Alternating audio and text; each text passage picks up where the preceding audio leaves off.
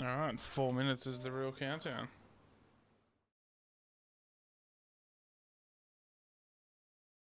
Just enough time for the pilot to use the bathroom. And listen to my kids getting shouted at, apparently. Perfect.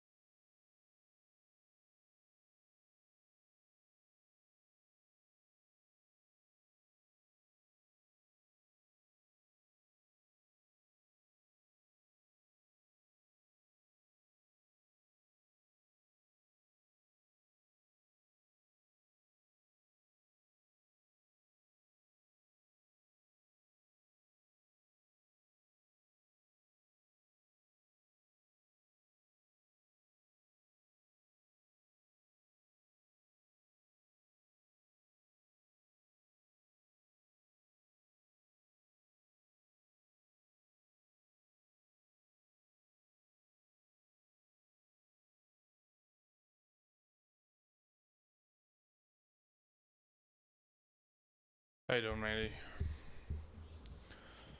What's cracking? We're gonna do a quick flight, and then we may or may not turn some laps on Hidden Valley, depending on where we're at and how I feel, given I am a bit under the weather at the moment. Why are you shit, Randy? Night, Dad.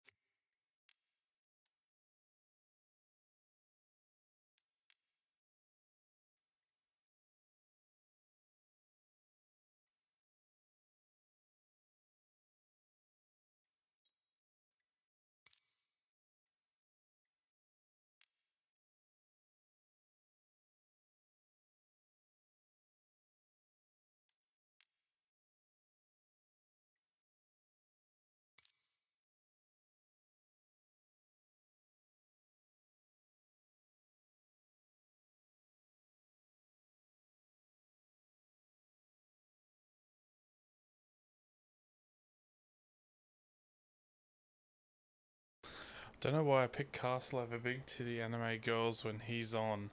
Look, Slaughter, I can't answer that for you.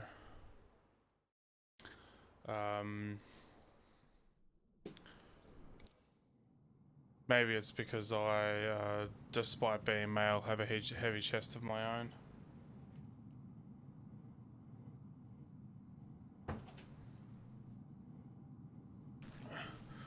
Alrighty, this is all primed up. We're going to wind the clock back 6 hours. That'll make it about midday in the sim.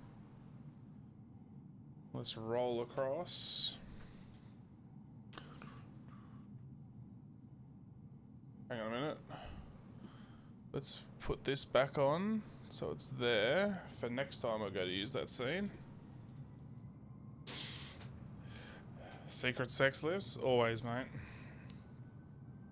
Alright, let us start tracking. There we go. Daytime has changed. Weather remains the same. Aircraft load has changed. We are running...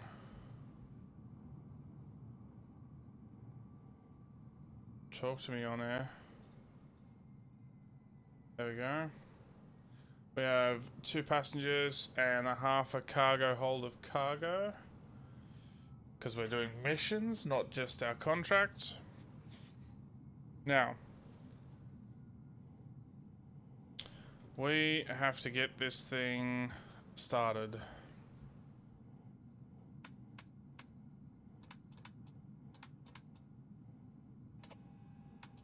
Ground power. Beacon light on. Alrighty. We're going airfoil heater master on. I'll probably do cabin heater master as well. Alrighty, let's open our cowl flaps all the way. Cowl flaps.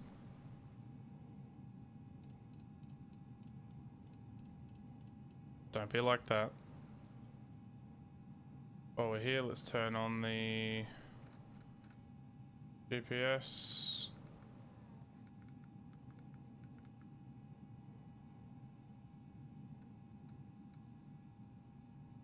Let's turn on all of our radios.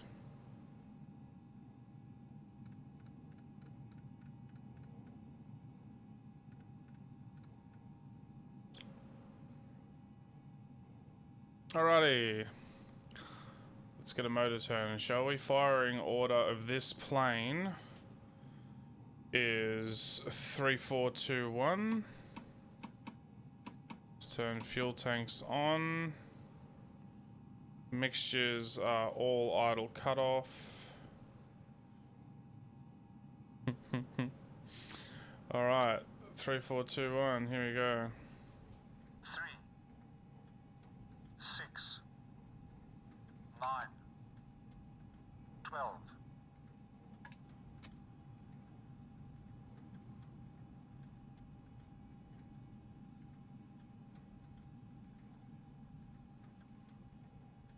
No cough. Why no cough? Let's just wait a sec. We'll try that again. 3, 6, 9, 12. Your There it flight is. will be monitored until you land and shut down the engines. Auto rich. Alright, 3, 4. 3,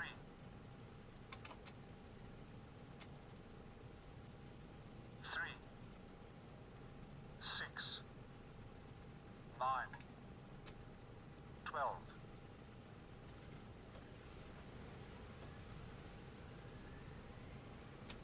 Two.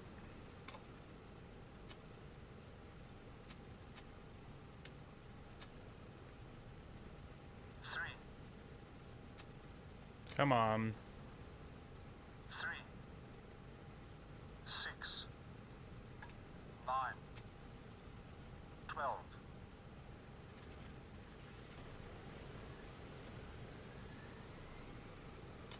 And final engine.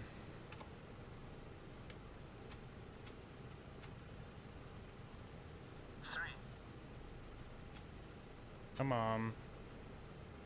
3, 6, 9, 12. Alright, auto rich across all 4. Lock throttles. Gyro pilot on. Fuel systems checked. Love the airline name. Cheers, Stewie. Alrighty. Landing lights down and on. Cowl flaps are open. Engines are running. We're now on plane power, not ground power. Seat belts and seats. We're about to get moving, so let's put our position lights on.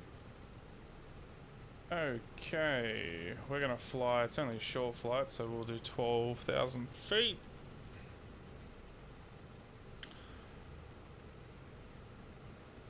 Set our cabin pressures to equalize for 12,000.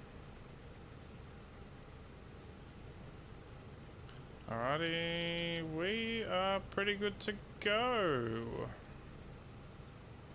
We are mixture rich. Flaps we don't worry about till later. Let's get ourselves out of here, shall we?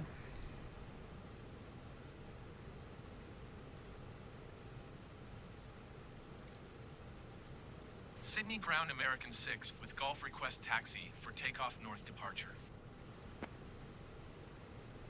American 6 taxi to and hold short of runway 16 right using taxiway Alpha Alpha 1. Contact tower on 120.5 when ready. Roger.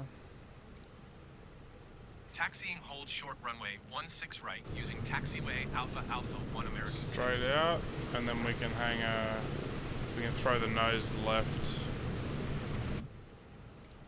There is a plane that just appeared in front of me. Alright, let's do what this plane can do that others cannot.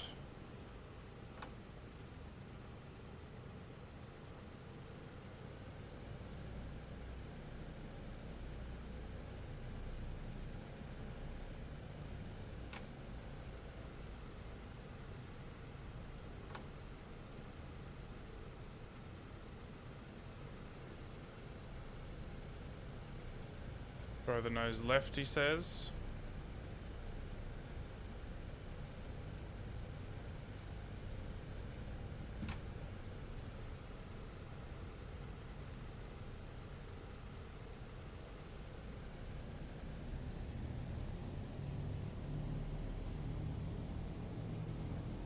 Use the props to pull it forward instead of stopping it with the brakes when you're rolling backs, because if the back of the plane is heavy and you use the brakes when you're rolling backwards, you go bonk.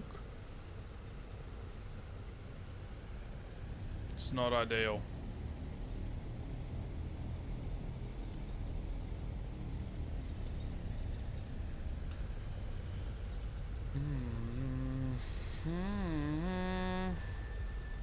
Lived on Flight Sim 2002. I don't think I played 2002. I had Flight Sim 10. Flight Sim 2020 is unreal, Stewie. My frame rate when I'm streaming in the middle of Sydney is not ideal, but once we're up in the air, it's a little bit cleaner.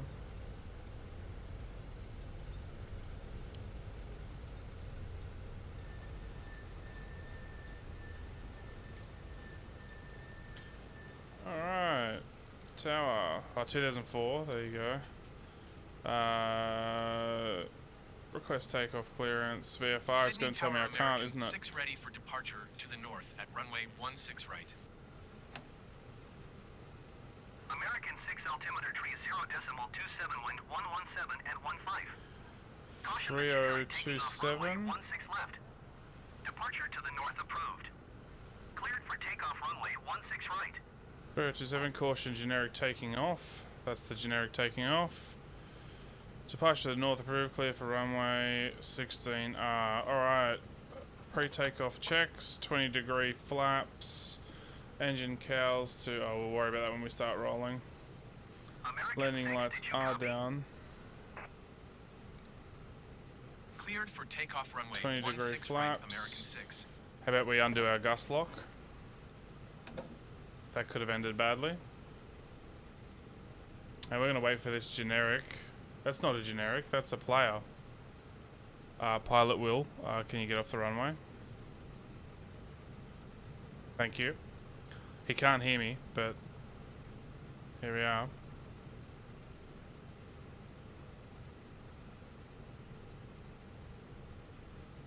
Alright. We're going to remove the parking brake. We're going to open cowls to take off.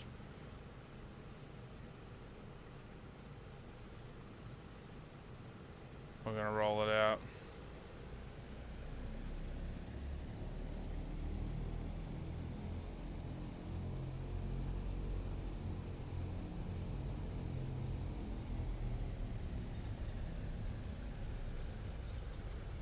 Now we're going to get this bitch up to speed. But before we do that, we're going to ramp throttles, make sure everything's stable.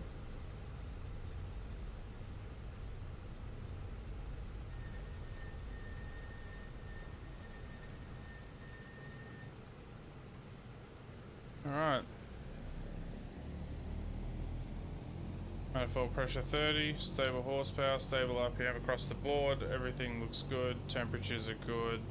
Let's go. Takeoff power set.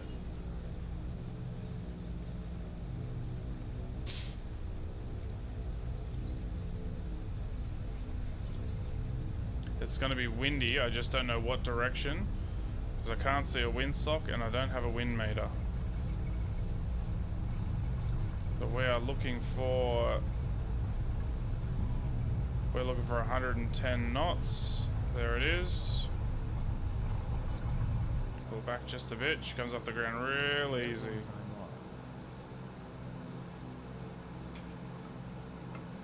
Gear up. Gear up. I am supposed to be following runway heading and I am not. So let's fix that. Start bringing the flaps up. Hold about 500 feet climb rate. Not 1,000 feet. American 6 continue for north departure. Wow, I've not flown this thing this light. It's so easy. We get 160 knot. I'm gonna have to acknowledge that. Sydney Tower American 6 continue. There's 165 knot. Let's bring her up to 1,000 feet per minute. Oh, she's gonna let me climb faster than that. Beautiful. Let's get her turned north.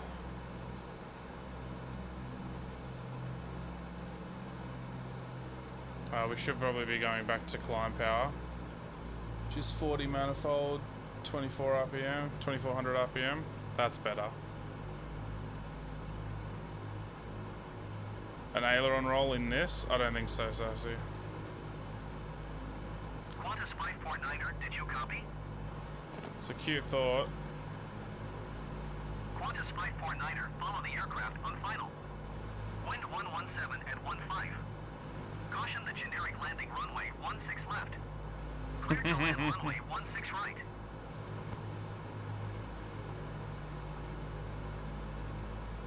Clear to land runway 16 right, Qantas 549er.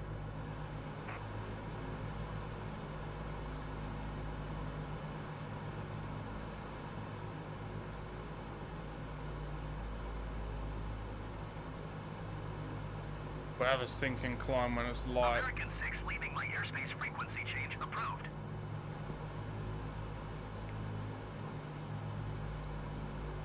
Sydney Tower American 6 frequency change.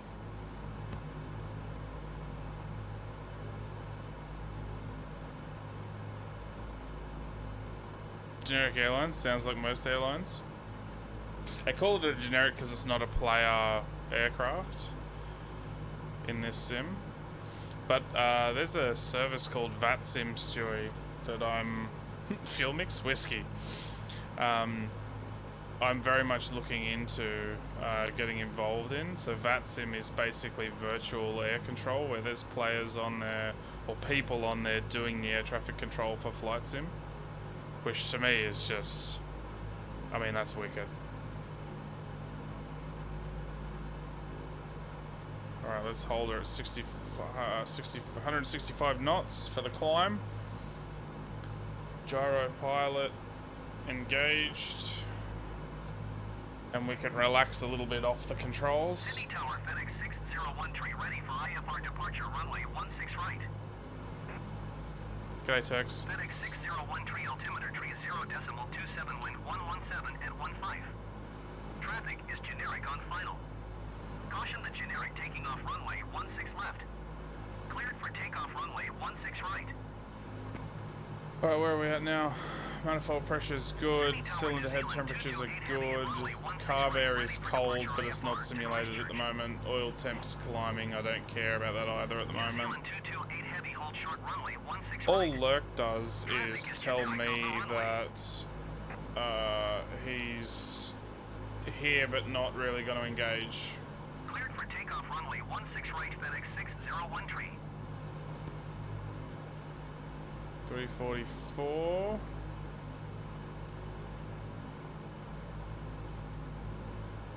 Hold short runway 16 right, New Zealand 228 heavy. Take some of it, a bit of nose down trim because we're slowing down a bit.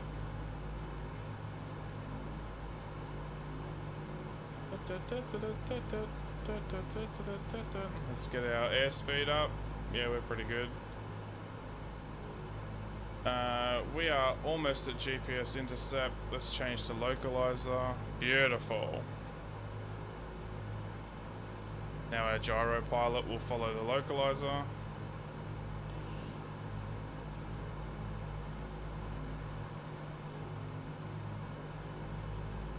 Allocated background noise while doing other tasks. That's pretty much what it means, yeah.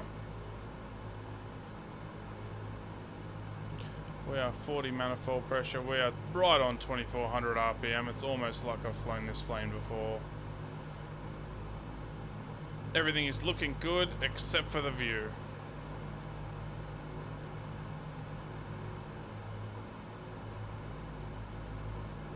So I said we were going to climb out to 12,000, but I'm not sure we'll get much of a view at 12,000. What's the meter? Where are the clouds? We have broken clouds 6,100, overcast 7,100. We should break above it at 12,000 then. FedEx 6013 contact departure on 118.4. Yeah, we should be okay. We should be okay. Manifold pressure's dropping because we're climbing. There we go. There we go. 118.4 for FedEx 6013. God, that's hard to hate, isn't it? Look at that. Look at that. Da, da, da, da, da, da, da, na, na, na, na.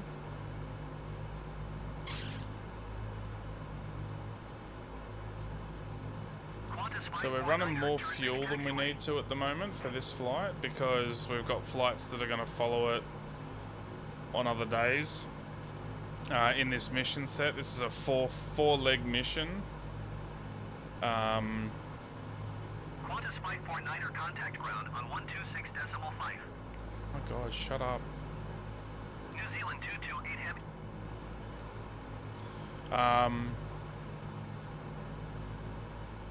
126.5 for Qantas 549er.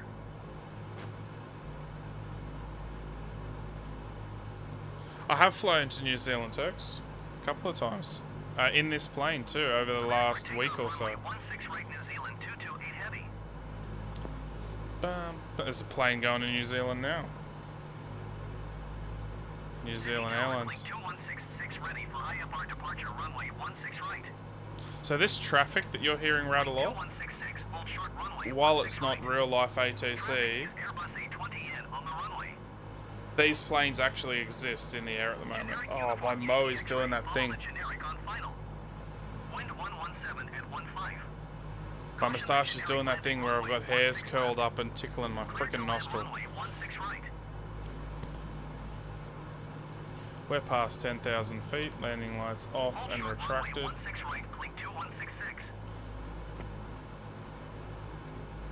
Continue climb. Oh, we should have put our auto feather on. Whoops. May have forgotten to do that.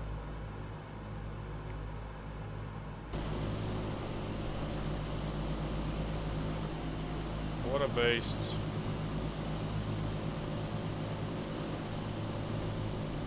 Clean 2166 line up and wait. It's simulated air traffic based on real air traffic, yeah. Like Flight Sim during COVID was really boring. You fly in and out of Sydney and it was silent. Like there was nothing going on. Now you fly in and out of Sydney and it's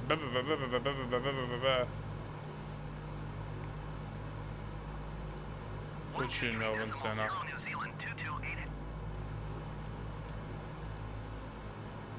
We'll just hold Melbourne Centre.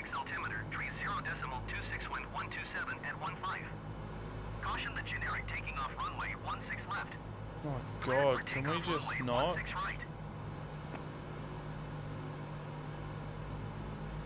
Sydney Tower Tower, velocity 981 at runway 16 right, ready for departure IFR to We Brisbane. shouldn't be hearing it anymore.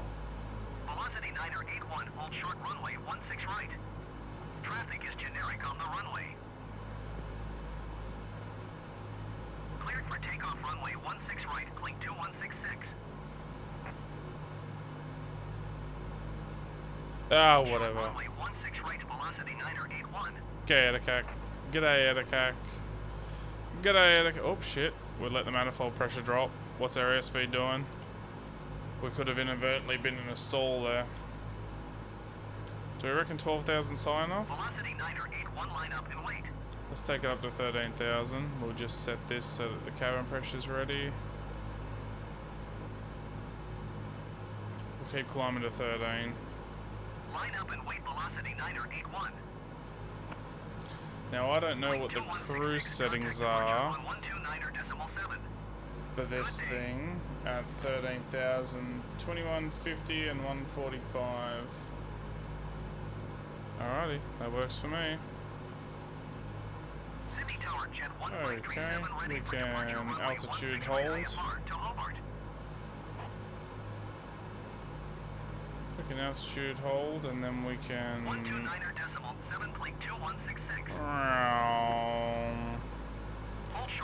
145.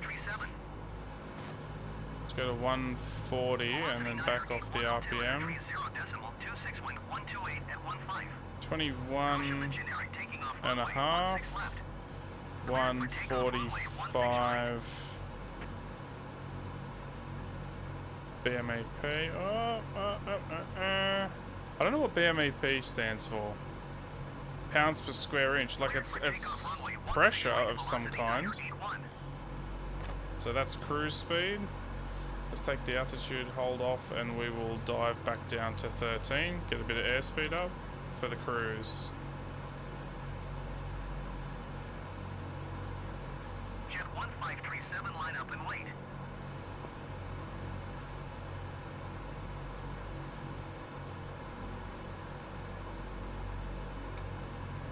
Altitude hold at 13,000 feet. Jet 1537.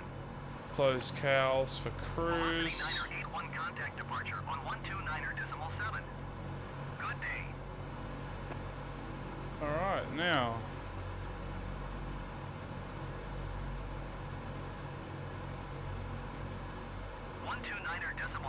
for velocity 981.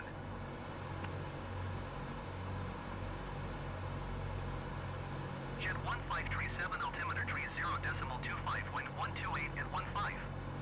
Caution the generic taking off runway 16 left. Cleared for takeoff runway 16 right. Counterclockwise. Cruise. Mixture controls auto lean. That's what I forgot.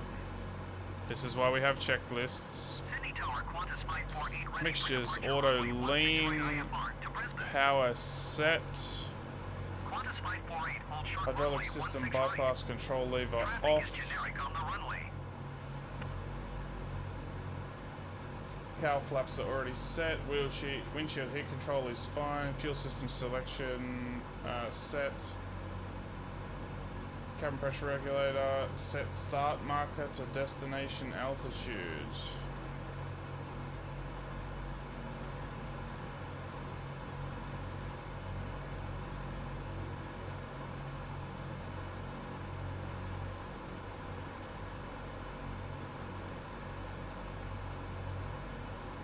I don't understand.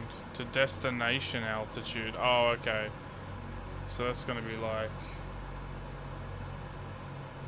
destination altitude.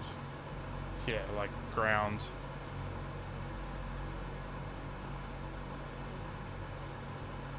That's just so it decompresses correctly, I think.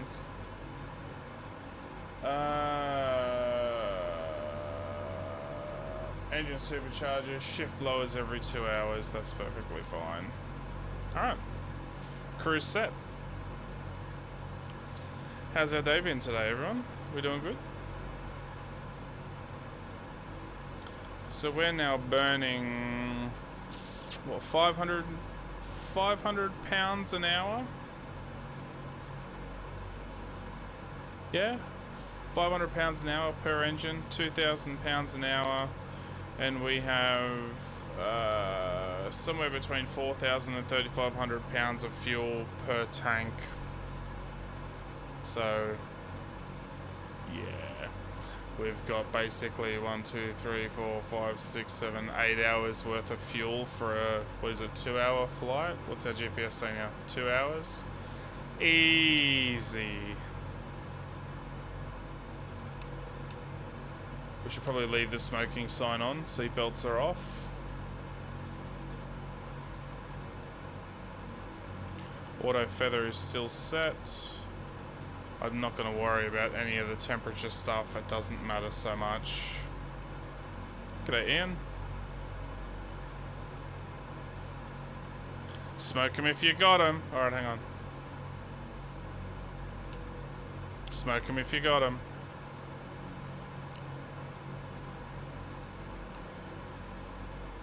Sitting down for what's for breakfast, Ian?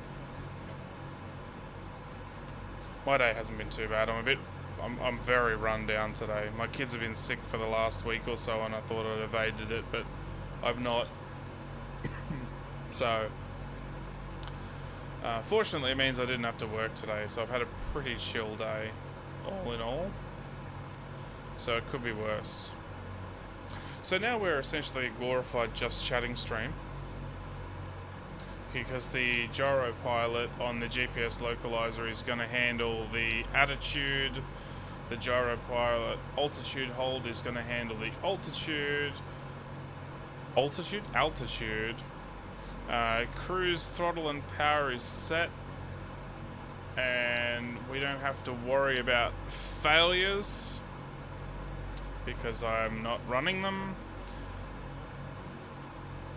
But we can fiddle, so let's fiddle. Alright, let's go... where are we? Carb air is low across the board. So let's wind in about 50% of... Not trim, let's wind in about 50% of carb across the board. This should recycle... I believe it recycles engine heat through the carburetor. Stop them from icing. So we should be 50% across the board. Let's see where that puts us. We're looking at the carb heat gauges here. Oil temp is good. Water pressure is fine. Oil pressure is fine. Fuel pressure is perfect. Power is a little low, if anything. RPMs are set. Cylinder head temperatures are good. Carb air temperatures are now in the green. That was easy. It'll handle all the altitude. Exactly. All the altitude. I would really like a track IR. I just need to convince myself that it's worth $400 and something. How do I convince myself that?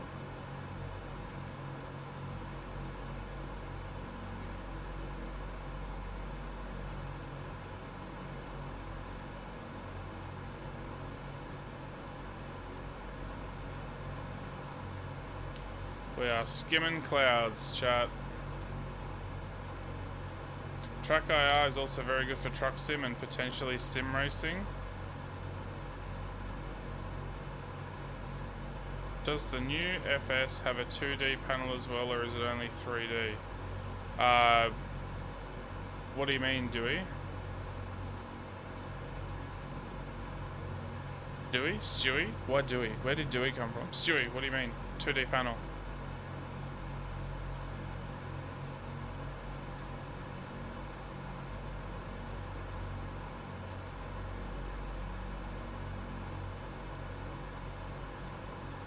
What's for breakfast, Ian?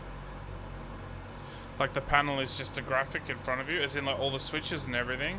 Nope. No 2D panel.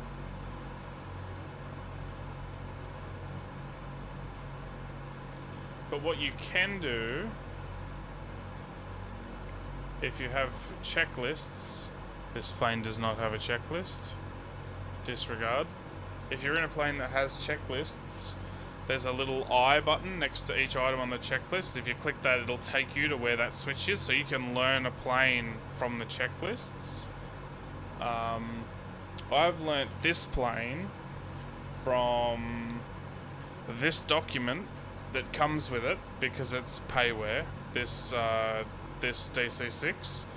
And this is a 333 page document of everything about the DC6 IRL, and consequently within the app, how it all works, what it's all for, right down to tolerances and all sorts of random shit, how it all functions, right through to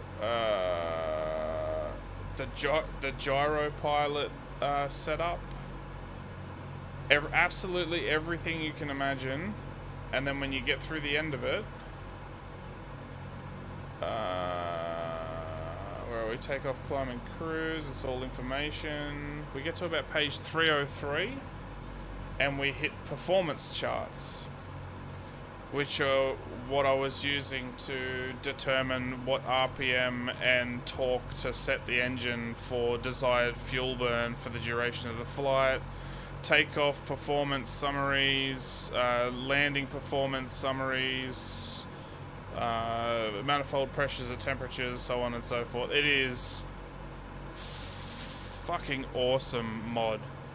Like, it's payware, but it is amazing. The amount of time and effort that has been put into it is incredible.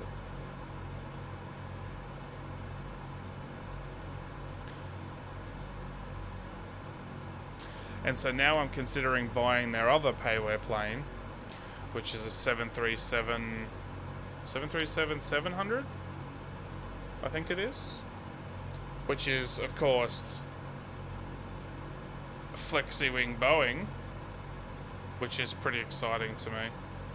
Cheers, Randy. Thank you for the like. Pancakes with honey syrup. Sounds pretty good, Ian. So whereabouts in the world are you if it's breakfast now? UK? 737, 747, 777, just push buttons, 100%. Same with the A320, any of them, CRJ, just push buttons. The amazing thing for me is, yeah, nice.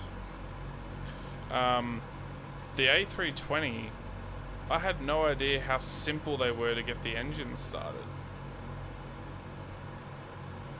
It's literally push a button and throw a toggle, and that's it.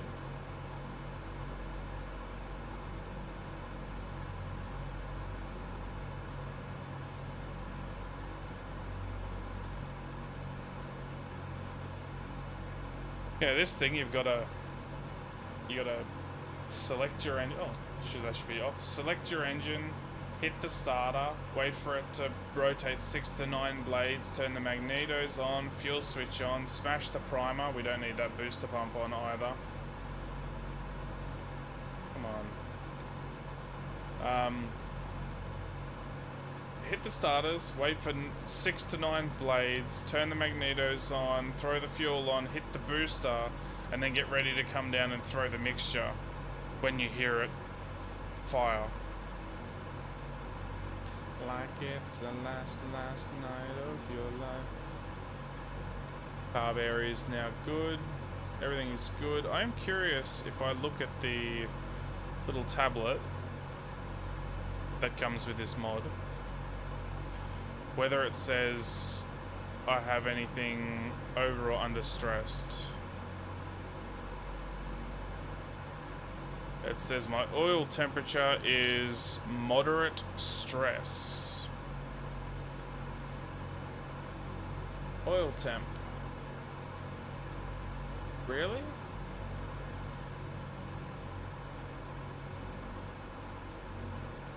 It's up in the yellow, so it should be here. So what's causing my oil temp to be high, and how do I get that down without altering anything? Because this is exactly how this plane is supposed to be running at the moment. According to the documentation, at the moment, I should be running at 13,000 feet, 2150 RPM on the prop, which I am. 145 BMEP, which I am.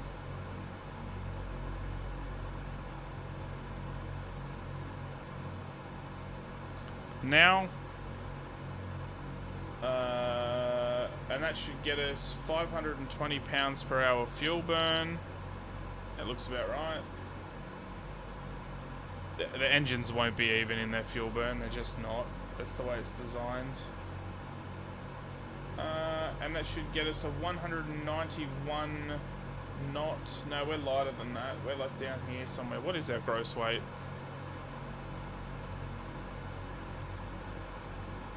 We are 73,998.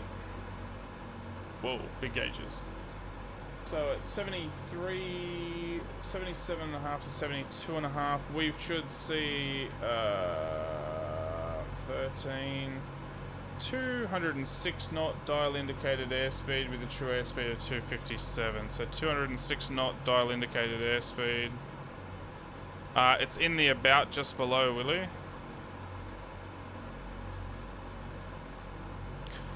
202 indicated. Yeah, I'd say that's correct.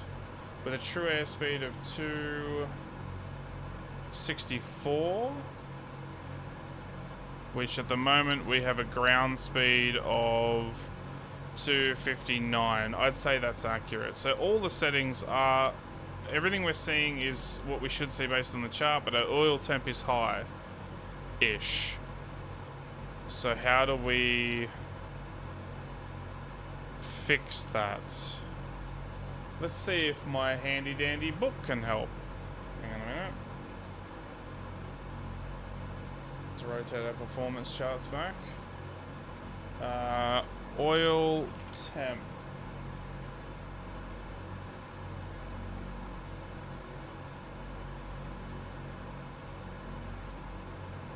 Green arc from 60 to 75.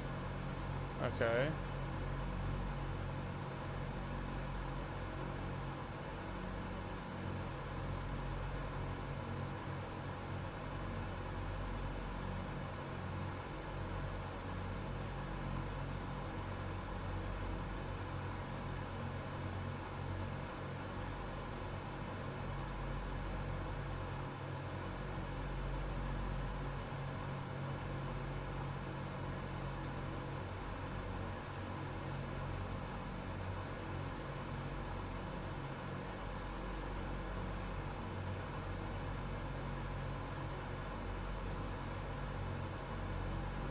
Man's really taking this. I'm just curious. Like, I've got 2 hours, Randy.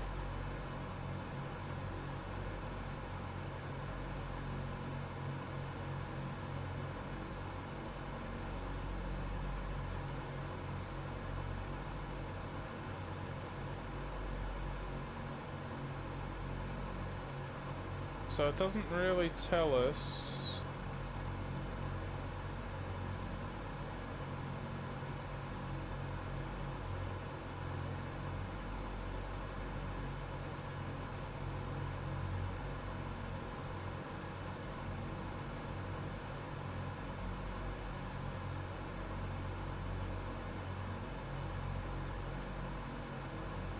So we're not running the superchargers.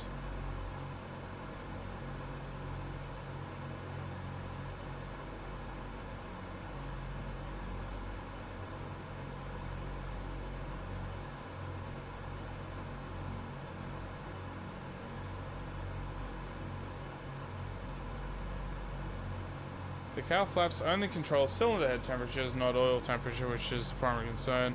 Oil temperature represents the temperature of the internal engine parts.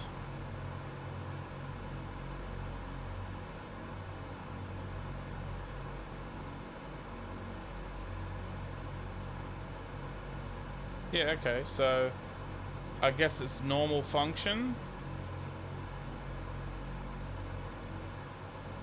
Because the rest is about oil dilution, which I don't give a shit about.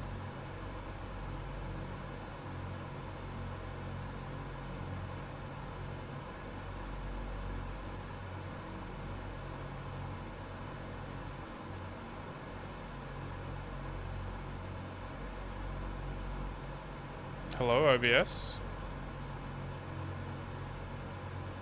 OBS, hello?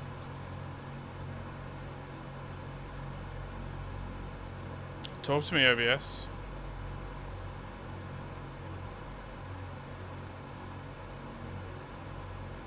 That'll teach me, won't it? Let's try that again. There we go. Look at that. Ha ha ha ha. Nailed it. To answer your question, Willie, more directly, I believe at this point in time I have a 12700K and a 3080 Ti. One moment.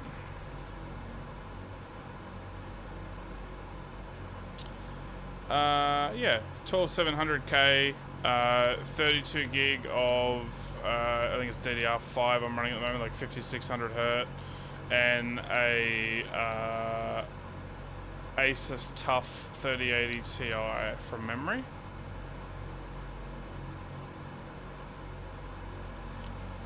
And the settings that we're currently running... Whoa. Jeez, that got really loud to me. I feel really loud all of a sudden. I'm pretty much running Ultra across the board. I could really... Whoop. Let's go back and not save. I'm sure I could, when did the glass cockpit refresh rate change? That's okay. I'm sure I could, run some of the settings down a little bit. It would still look fantastic. And, I'd probably get cleaner frames for when I am streaming. But, here we are. 202 indicated. We are cruising.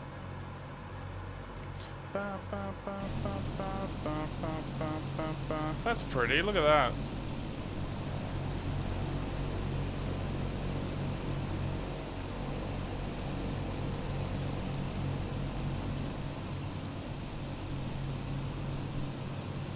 I love that the strobe in this DC6 model is actually a rotating strobe. That's super cool. Looks like a bomber. I mean, this, the DC6 was, I don't think it was ever used for military purposes. Maybe it was. Don't know. But it's definitely got that B-52 vibe, doesn't it, Stewie?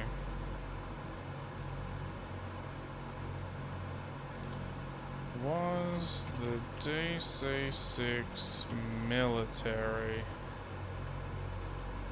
It was originally intended as a military transport near the end of World War II. However, as the war ended, Douglas reworked it to compete with the Lockheed Constellation in the long-range commercial transport market. There you go. So it was designed for use in the military. Okay. We haven't lost connection because OBS is still fine, but okay. Yeah. But never actually used. Ba, ba, ba, ba, ba, ba, ba, ba, ba, ba. But yeah, man, Flight Sim 2020 is a pretty spectacular game, don't you reckon, Stewie? But like, how good would a track IR be where you could just like sit here and just move your head a bit,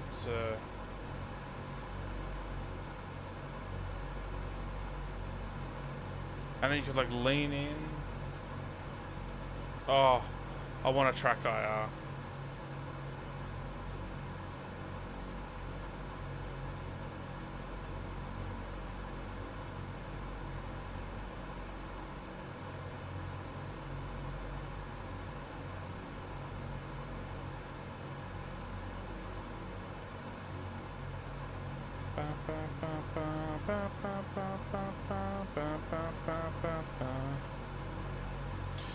So last night was a fun time of hand flying a G36 in Sydney's storms. I just realised I can see the wingtip. But I gotta be honest with you, it's nice to be able to just throw a switch on the gyro pilot in this thing and have it do all the heavy lifting while we just take in scenery and read information books.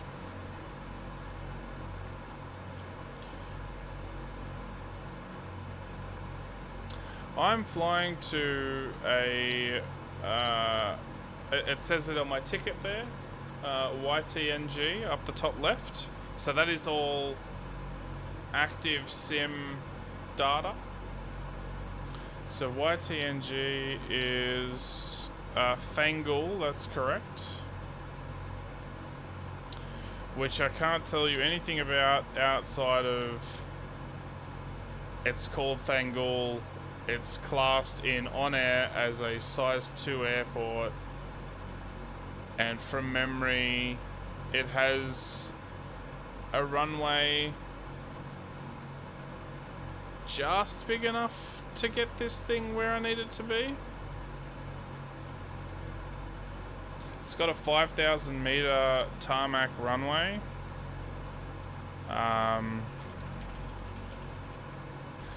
Which I can definitely get this thing landed on, but taking off, if the terrain around it is anything other than flat, it requires a wet takeoff, which basically means water injection so you can run a higher manifold pressure. Based on what I'm seeing in the images, I'm looking at Google Images now, there is a hill, like a mountain. It'll be a visual approach, Stewie. I don't think they have any of that stuff. They might do. I'll check in a moment. We'll look at our approaches in the GPS.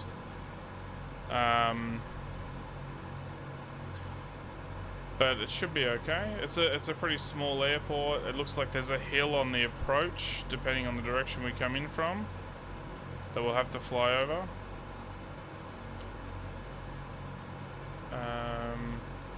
And then once we do that, I don't know what we'll be doing. So it's about an hour and 40 before we wheels on the deck. So given we are at 13,000 feet, that means it's probably about an hour and, let's just, for quick maths, hour 27 before top of descent.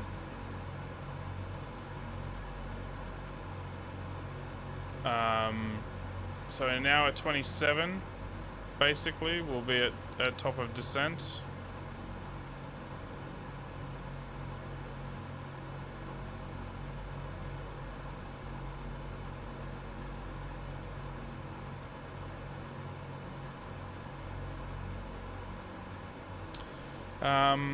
And then it'll get interesting again from there. And then once we land and we're wheels on the ground, depending on the time, so that'll make it, what, 9:30?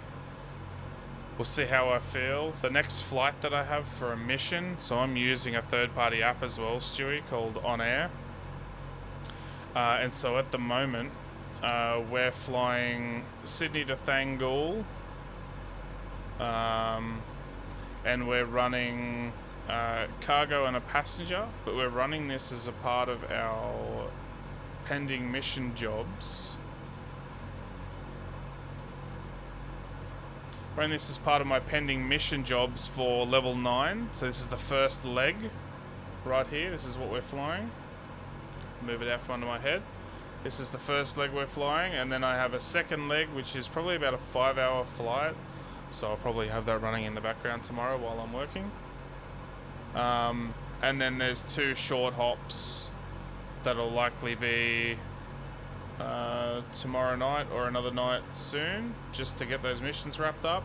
Now that'll pay me out 413,000 when I complete the task, as well as give me enough XP to level up again within OnAir.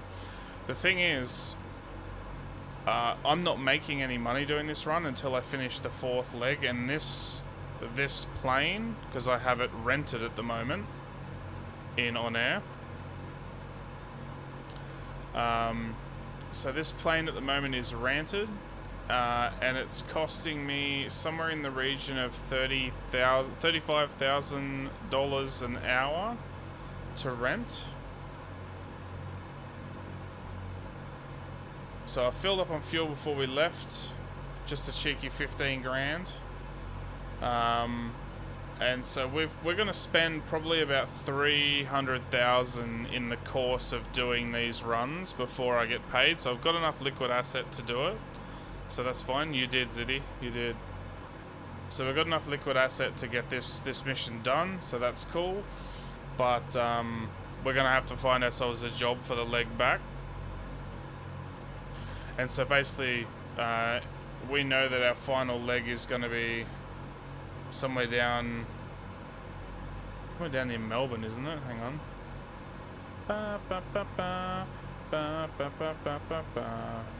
YDLQ is where we're going to be finishing up. Deniliquin, which has a 48-foot runway. So just big enough for this girl. Does it have fuel here? No, so we need to make sure that we fly in with fuel. We either need to fly in with fuel or bring fuel barrels with us. We should be fine. We should be fine. So if we're going YDLQ, and that's where we're going to take off from when we're done. If I come to logistics corner, what did I say? It was YDLQ? Wow, my memory's really good. YDLQ. Let's hit YDLQ. So we'll finish the missions there. And then we're going to want to be able to run...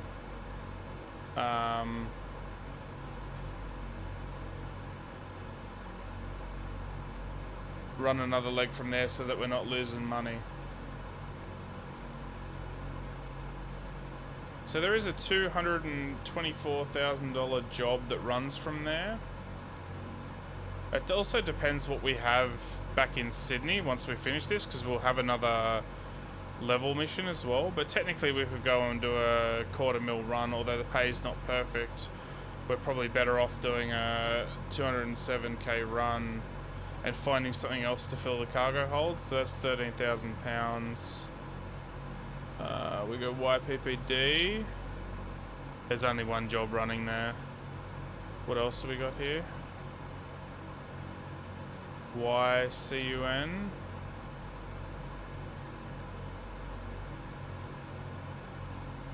Only one job running there as well.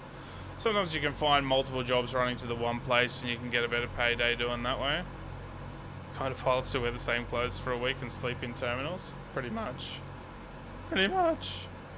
But what we can do is we can look at... So the next leg takes us from YTNG to... Oh, I clicked it, didn't I? YWH, whatever. YWHA. So we can go YTNG, YWHA.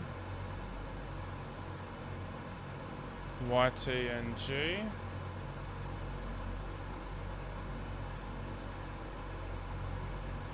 What's the other one? YWHA.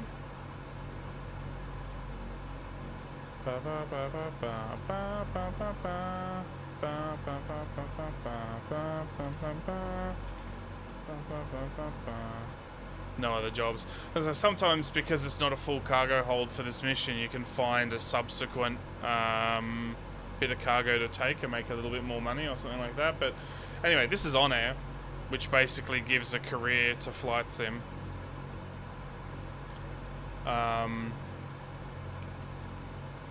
Wyala. Doesn't matter. I could do it here. Wyala.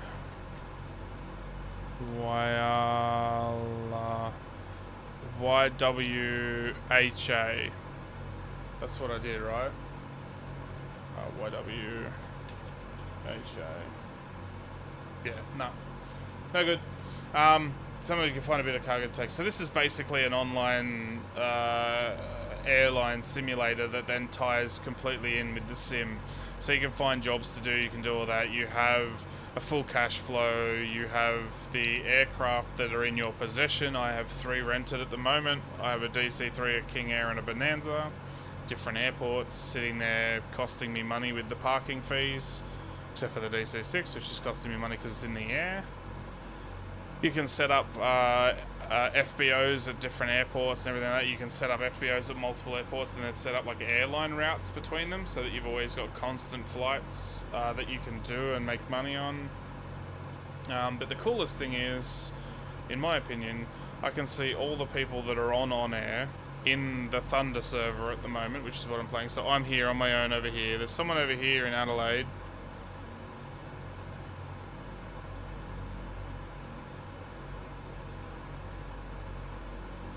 Flying a CJ4, but if I zoom out a bit, we've got another one here in the G58. We've got a B-craft King Air, more King Airs. King Airs are very popular. If we look at the rest of the world, it's pretty well used. There's a DC-3. A330, A310s. Couple of Skyhawks. Yeah.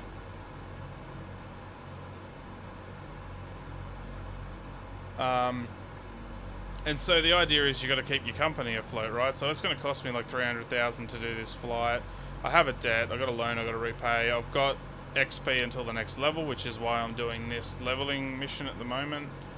I've done 46 jobs. You hire in, so I've hired a co-pilot to be flying with me at the moment for this flight that I'm currently on. And it will also give you, like, it'll log your landing rates and everything like that as well.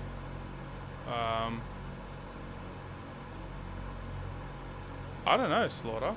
Was there not?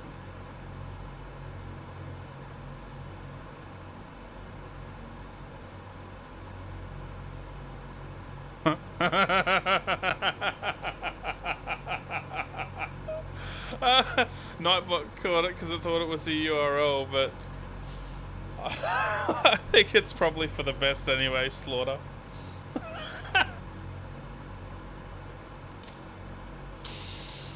Oh dear. So look, I can go in and I can look at my previous flights, my flight logs. This is the bit you'll think's really cool, Stewie. So obviously it's tracking everything that you do, but I can come in here and I can look at my flight. So this is the current flight. I can look at the flight that I flew into Sydney just before, which was a 3-hour flight. And I can look at the details of that, and I can see all the XP I got from it, the cargo I was hauling, everything like that. But I can also go forward and I can see everywhere I made a mistake, like exceeding taxi speed in Sydney. But I can see my stats, so I can see I did a 1.03G landing with a pretty heavy landing rate, so I bounced pretty hard. Good landing speed. I can see how long I was airborne for. Yeah, it's just quite cool. How much fuel was burned.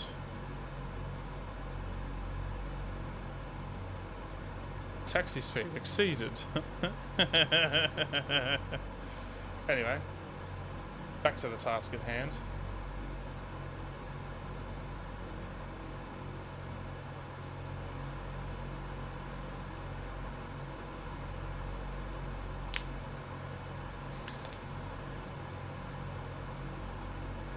So this plane does not have ILS, but if I have all of the...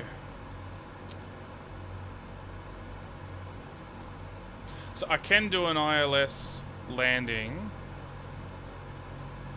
if I have everything dialed in. All the VORs, thank you, there we go. So if I have the VOR channels and everything like that, and I'm in the capture cone, then the plane can use the beacons from the airport to run an ILS path. It's fiddly as fuck to get this plane to do it properly because of the way the gyro pilot is set up.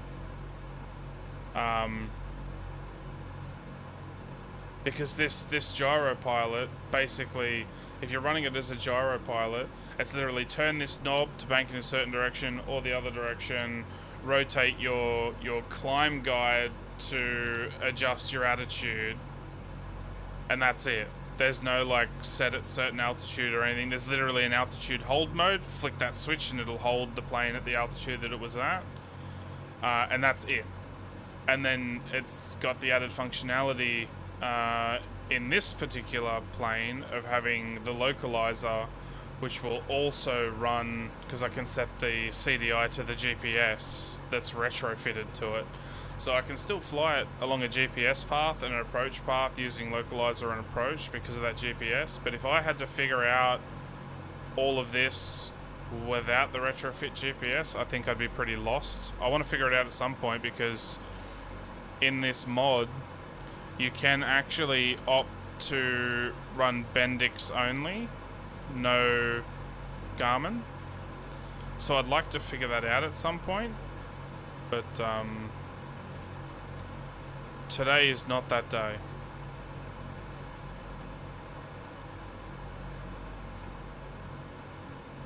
It's a massive Cessna, yes.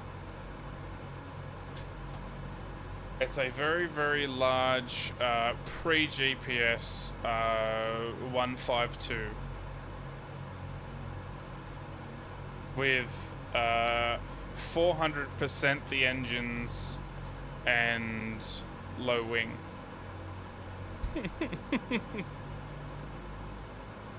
Oh, I just bumped something.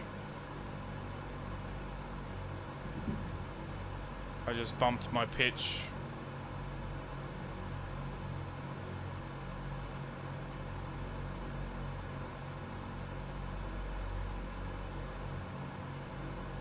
Temps are good, pressures are good. Back to admiring the view.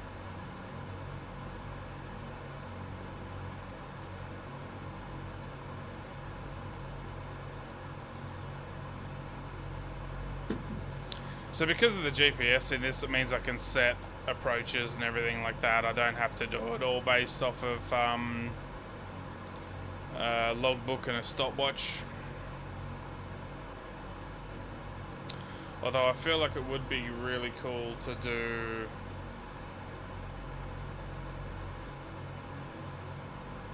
a long flight without a GPS. But I think that's probably more involved than I'm prepared for at this juncture.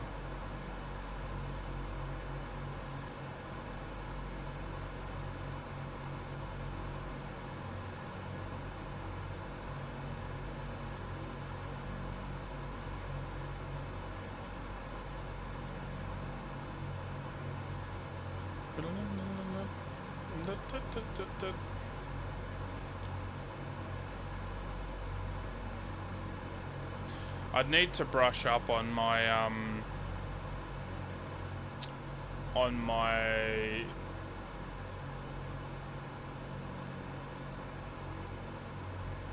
orienteering skills, I think, to be able to do that effectively. Alright, let's just quickly, while we're here, system check, auto feather set. Lighting is on, fuel pumps are off, inverters and generators are on, injection pumps are off, breakers are active.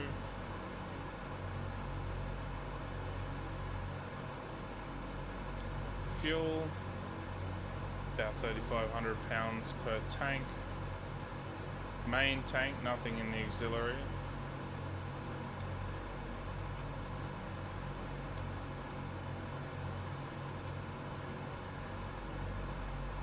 Gauges are active and accurate. Altitude is set. Landing lights are up and off. Cowls are closed. Superchargers are off because we're only at 12,000 or 13,000 feet. And everything else we've already checked 15 times. Cool. One thing I've been looking into, Stewie, is Flight Sim 2020 obviously has a very large modding community. And there is a very, very active member in the mod community who has made a mod that allows two people to fly the same virtual cockpit. So you can connect and fly the same virtual cockpit, and this app talks between the two players and makes sure that all the switch positions and everything are in the same place for both. So technically, you can do a two-man flight. So like pilot, co-pilot flight. And apparently VATSIM can tie into it and everything like that as well. I don't know how that works, but so you can get real-world air traffic, simulated air traffic control, where you're talking to people instead of stupid computer responses while you're flying in a plane to people. I think that would be fun. I think that would be really fun. Especially a plane like this. So you could have one person doing all the power and RPM sets and lights and cowls and everything, while the other one just focuses on flying the bastard.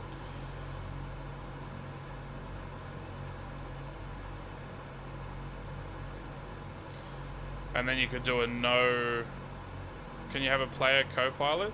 So this mod has a player co-pilot, and actually Flight Sim as a whole has a flight assistant, where you can do, like, you can just have it pilot itself, and you can have the computer handle the ATC for you and stuff like that.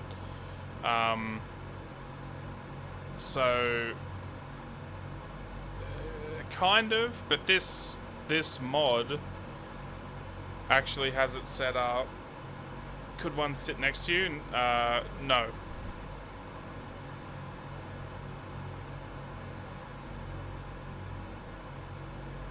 No. I mean, when you look at the plane from the outside, you have a co-pilot. Two people look identical, which is a bit creepy.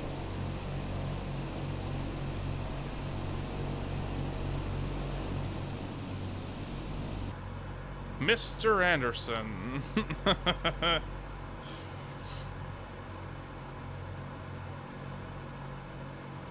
It's amazing how many possibilities conceivable with the new state of games. Yeah. Yeah. Well, this to me, I was saying to...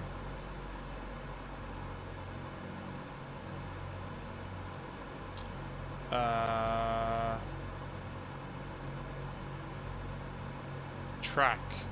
I was watching a stream earlier and I was saying to him, because we were talking about Sims and everything like that, you and the co-pilot can't talk about all the hostess you've tried to woo? No. Track number 7, I was talking to him and we were talking about this, and I said, before OnAir, which is that other app I was showing you, Flight Sim to me was cool, but it was like a cool tech demo. Like, yeah, if I wanted to fly a plane realistically and stuff like that, great, cool, yeah, it's awesome, the physics are great, it looks great, it's all great, it's great. But for what? Flying from one arbitrary place to another arbitrary place because arbitrary reason. Like, but OnAir is like, well, I'm gonna fly from Sydney to wherever the hell I'm going now. Where am I going? I'm gonna go from Sydney to Fangal because I need to carry 11,000 pounds of freight because of the mission that I'm required to do in OnAir. And I have to fly this plane because this is the plane that I have rented at the moment, and it's the only plane I have that's capable of carrying this much freight in one run.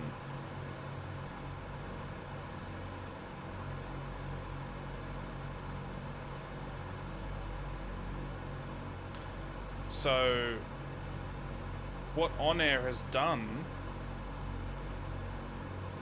is taken something that I'm incredibly passionate about, which is planes, in a platform that I'm really, really fond of, which is flight sim, and given it a purpose, even if that purpose is chasing fake money for the sake of being able to rent or buy, or, you know, bigger and bigger planes. And so there's like a feeling of progression, because like I'm currently flying on the hardest OnAir server, which is called Thunder, which you can't have any AI pilots in Thunder. So in the other servers, you can also hire pilots to fly your other planes. So if you look at the like operations map, you might have planes flying everywhere around the world because you're setting up jobs for them, and you've got them running several jobs a day and making you millions and millions of dollars while you are doing it. Like it's on its own, you can just sit there and run it as a airline manager without flying anything in the sim. But the Thunder server is purely every single flight has to be done in the sim. You can still hire pilots and rent planes that are on the other side of the world. As long as you're flying that flight in your sim, it doesn't care what pilot in OnAir is sitting in the seat, but all flights have to be flown in your sim. And that to me is more interesting. So I got that, and I started with a G36 Bonanza, and then I grabbed a King Air, did a few flights in the King Air, and then I took out a loan, got my company asset rich enough to take out quite a large loan, and then put the rental down payment on this DC6, and now I'm flying the DC6. Because you've got to pay 10 hours up front.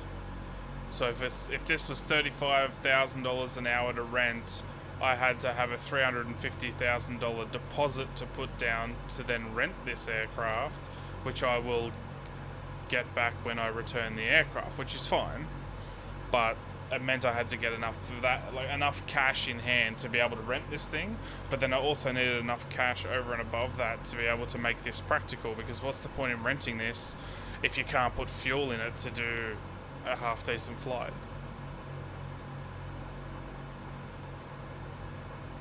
So it's a lot of fun. It's a lot of fun. So at the moment I'm flying the D, and I'm really happy too, because I bought this mod a long time ago because someone in chat convinced me to buy it. Ha! Ears burning, Kilinov. Someone in chat convinced me to buy it, and it wasn't cheap. Like this plane was probably about $100. I mean, it's detailed as fuck and it's lovely to fly. Not really, Sai. You can slew the camera through it, but I don't have the buttons set up to do that at this juncture. I should probably do that. $100 dashboard. Well, it's also the physics, it's also everything that goes with it. I don't expect you to understand, Sai. But I do not consider it in any way, shape or form money poorly spent. Because I love this shit. Anyway. Now I've got a purpose. I'm actually flying it a lot more. I've also, because I've done that, I've learnt to fly it relatively effectively, which makes me love the plane even more. But I'm flying it at the moment to pull together enough liquid asset to rent an A320.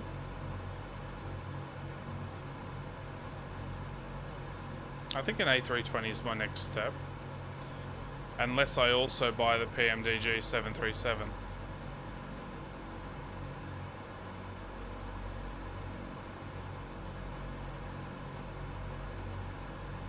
Which I may or may not do.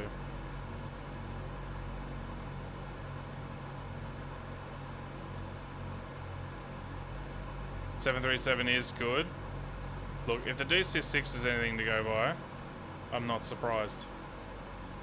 I figured out my engine cutting out problem too, Killenov. I don't know whether you read that novel or not. So I'll tell anyone this that's interested or curious or is here just for the DC-6, but I was flying it the other day and it happened intermittently. It wasn't every flight. It was like every other flight or every couple of flights or something. I'd be flying along and you'd be flying along and then all of a sudden oil pressures would drop, RPM, manifold pressure would drop, BHEP would drop, everything falls off for like a second and then comes back up like nothing changed and you're back on the power again. And it would happen just intermittently. It wouldn't happen at even intervals or anything. It happened really intermittently, and I was trying to research it for ages and I found out that this plane, for whatever reason, if you have a fuel mixture axis set, doesn't matter if you're using it, if you have it set, which I did because I was flying other planes and I wanted to be able to adjust my mixture using an axis, then what it effectively is doing is as it's polling the control positions, every so often it'll see the mixture in a different spot and it'll cut the mixture off in the plane before it quickly cuts it back on again, because it then does a check of the controls within the plane and goes, oh no, it's actually in the right spot. So it was essentially cutting the fuel to the engine off and on for me just because I had an axis set up. So I removed the mixture axis from my control scheme and it's been flying great ever since.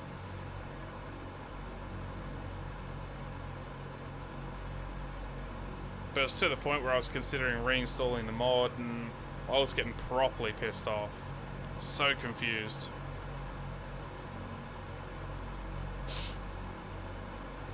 Ba, ba, ba, ba, ba.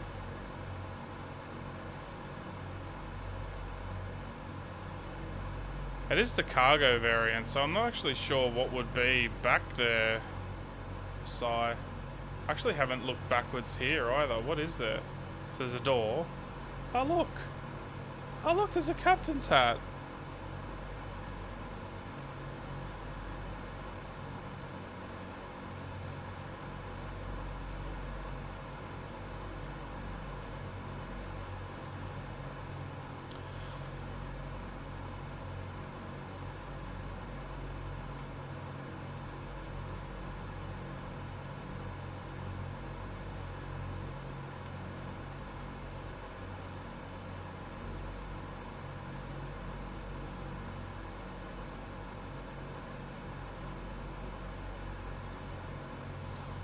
Oh, they're breakers.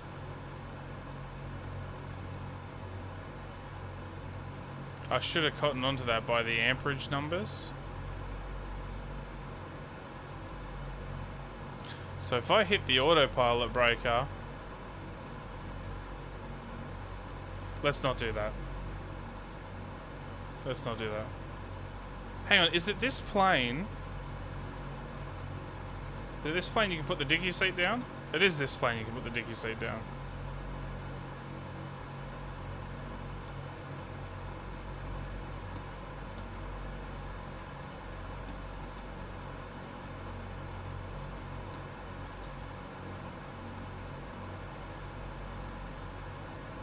Found something to do for an hour. Da, da, da, da, da, da, da, da, da. The 737 has a modelled passenger compartment.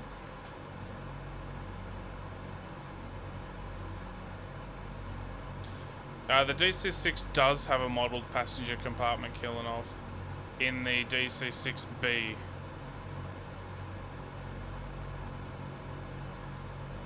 DC-6A is just, I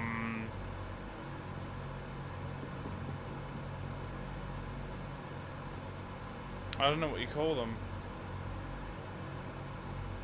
But the channels that you lock shit down into, I believe. I don't know if we can get a view through the window.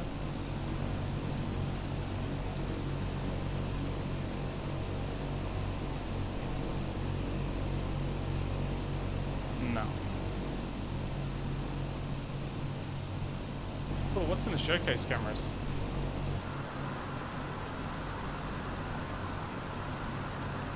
Oh, that's nice.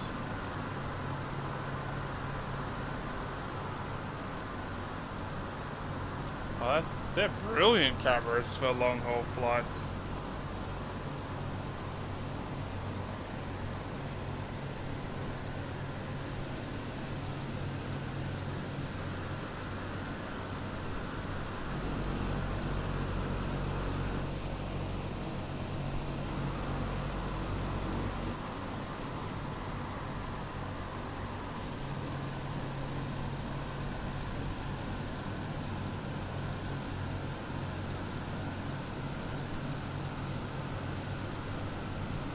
But how do you move?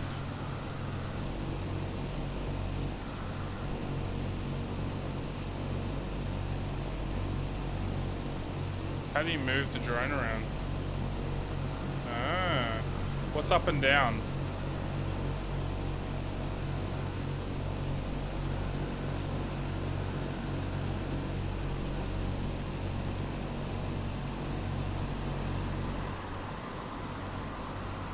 Oh no, it's just a tube. You're right.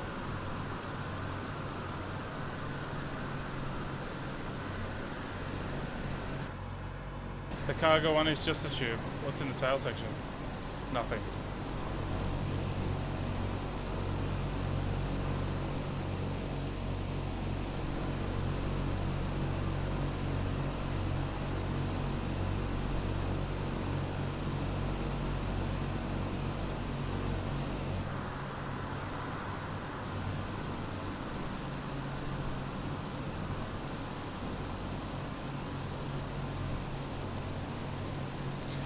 That's a pretty cool shot.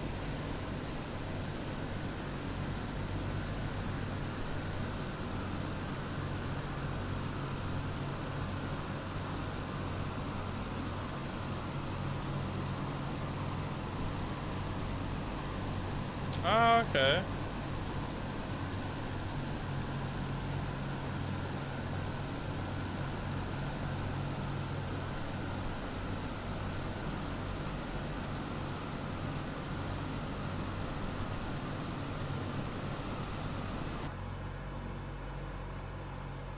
Quickly check everything is okay. We are running too much horsepower.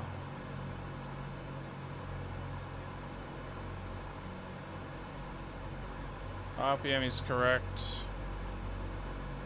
Temps are all good still. Carb temp's still good. Oil temp's still questionable.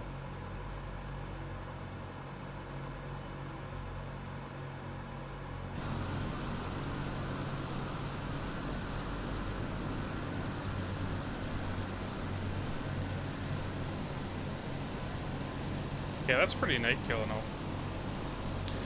Fengal mainly grows sorghum, wheat, also some sunflower, mung beans, cotton, lucerne, as well as wheat. You might be carrying farming supplies.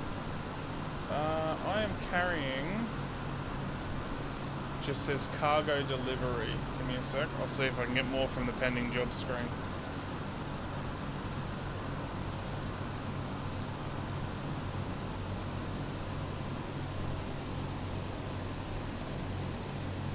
Nope. Nah, it's just going to say cargo delivery for everything.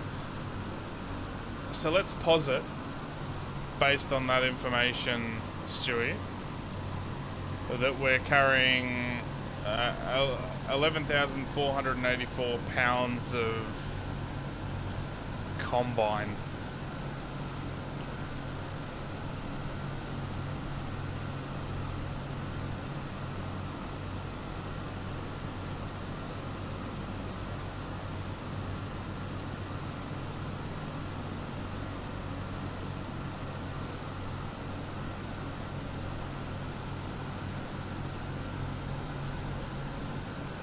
Just saw on the internet someone bought Tarkov because SC 30Ks have been busy. 30K is the unexplained error, right, on Star Citizen?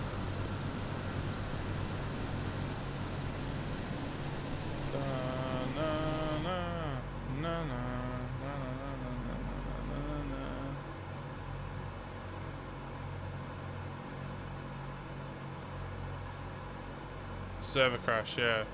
Haven't had one in ages, but they're having a comeback. Oh.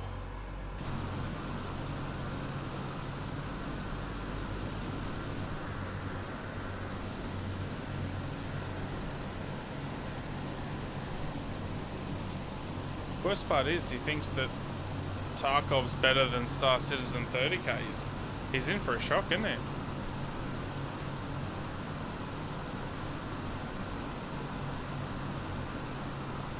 Well, Tarkov's less painful than Star Citizen 30Ks.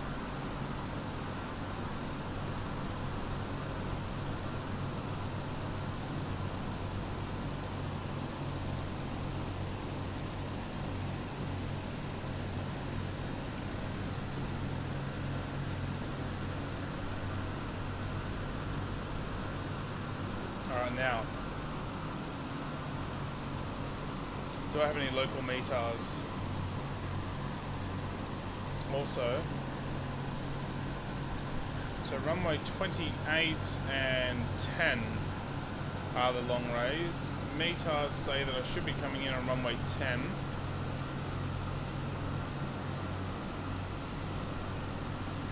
So knowing that I should be coming in on runway 10. They would if I requested a flight following and had the flight plan properly see you, Randy. Properly organised, but I don't. So I'm going to sort out my flight plan at the moment. I'm going to work out my approach. I said runway 10. So we will run vectors into runway 10.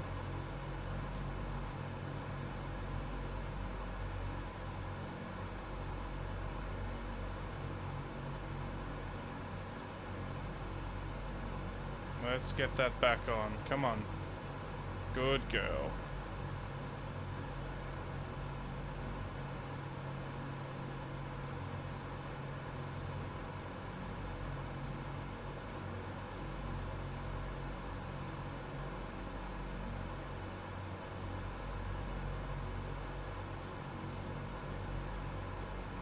Okay. We're alright now.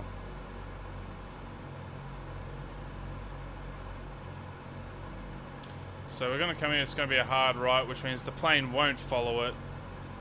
But as long as we know where we are, I can take over control at that point and fly it in.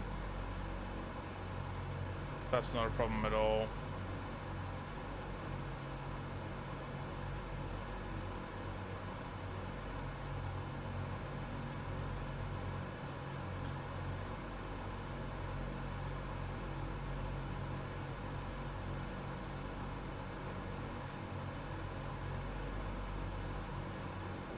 Okay, right near us. Stop it.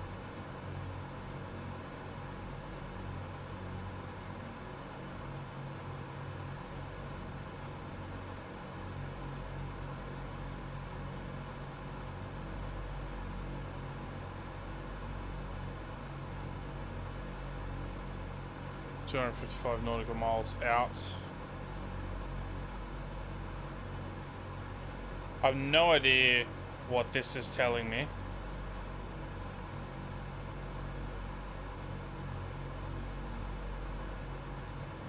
I also know that when I don't have people watching me, if I'm playing this on my own, I'll usually put this all the way to flat, one step further. Oh, isn't that better? Oh, that just, oh, fixes the OCD right up.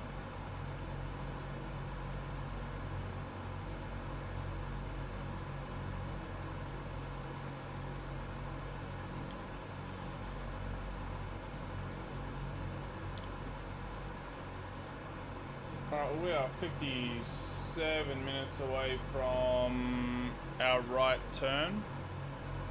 57 minutes away from vectors. So we'll do most of our descent by the time we get to vectors. Let's say we're aiming to have 1,500 feet above ground altitude. So let's say we're aiming for 2,000 feet by vectors, and then we'll fly it in nice and level from there.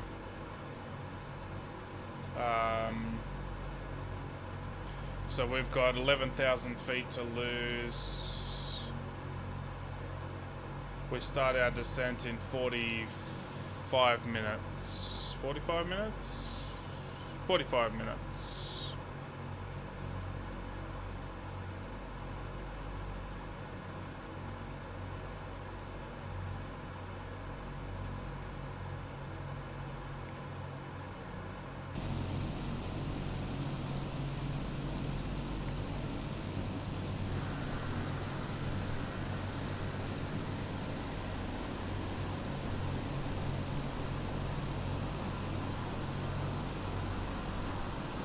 It's kind of nice to look at this one as well, so you can see the plane moving around, doing its thing.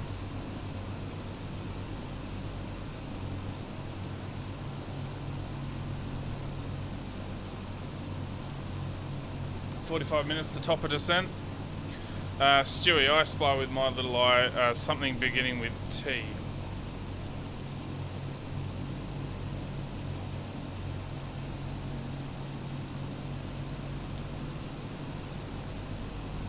The plane? No.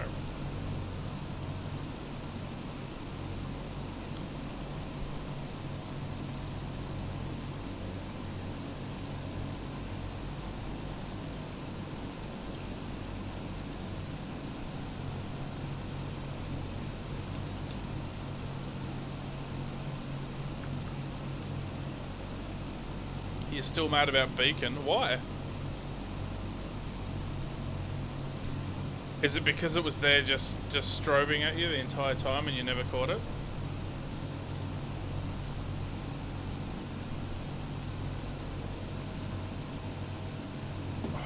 You know what? My mow is itching the fuck out of my nose. I'm gonna go trim it. Be right back.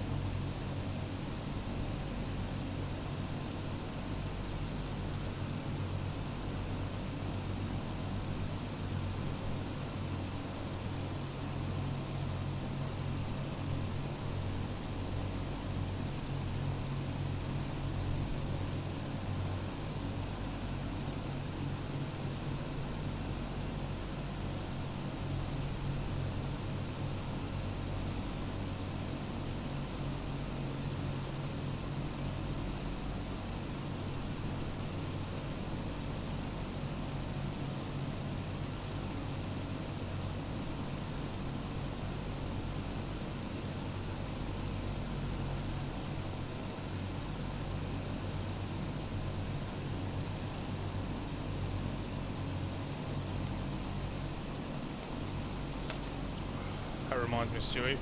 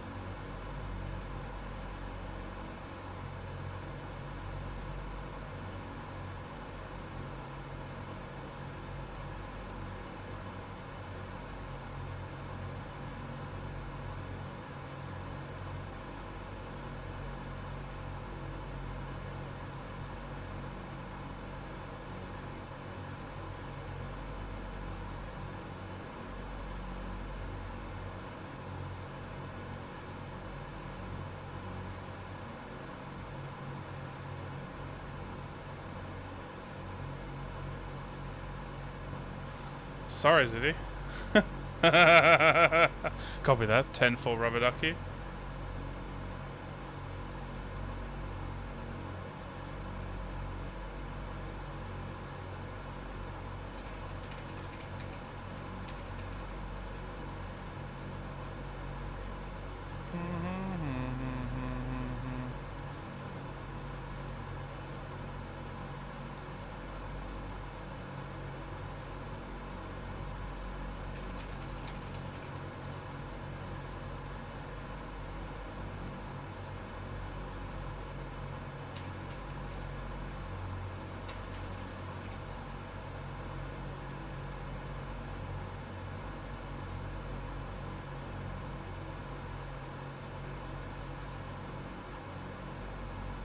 No, Killinov, I hadn't.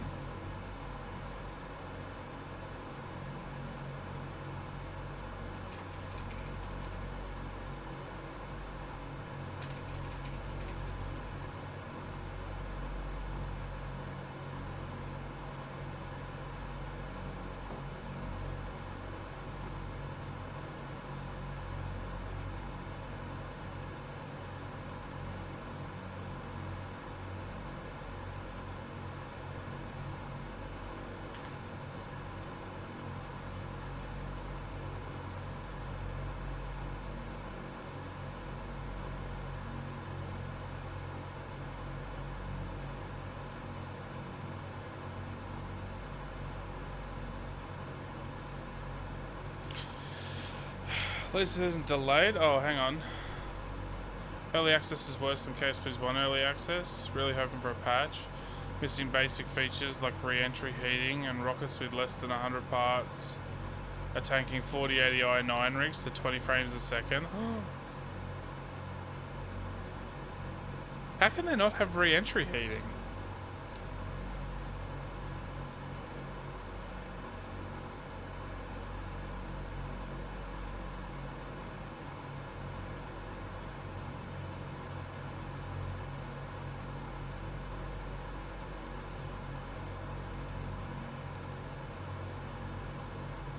$305 parts in the entire game, which is slightly less than base KSP had at launch. Fine by you, because Colonies, Multiplayer and Interstellar aren't out yet.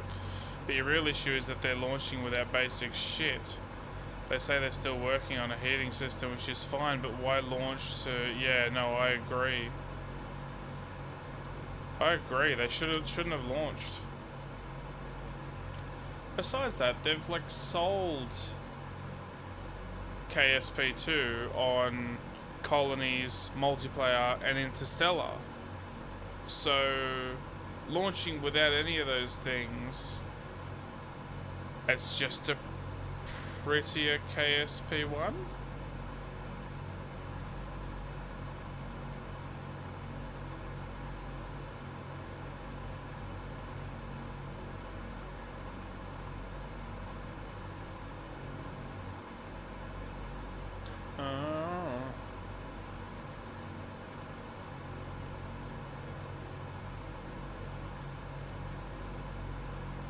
Your modded KSP install has Interstellar, Colonies and looks better. There you go. It's been a long time since I touched KSP.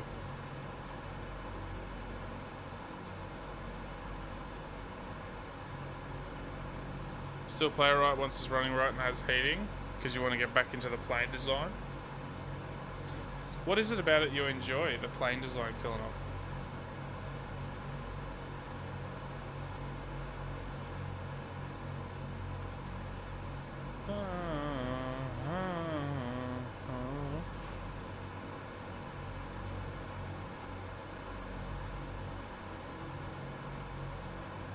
It has competition now.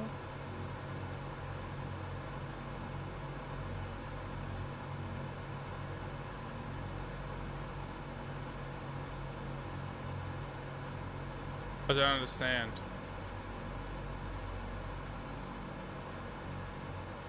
As in, Simple Rockets 2 or Juno New Origins is a competitor to KSP.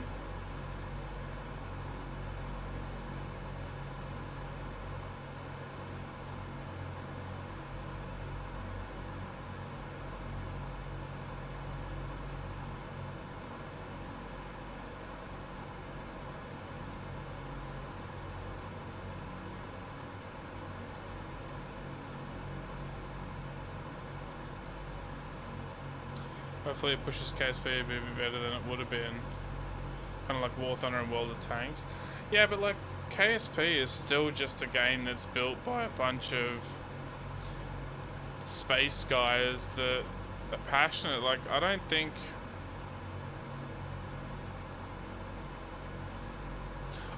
they have the developer mindset, Kilanov, is what I'm getting at.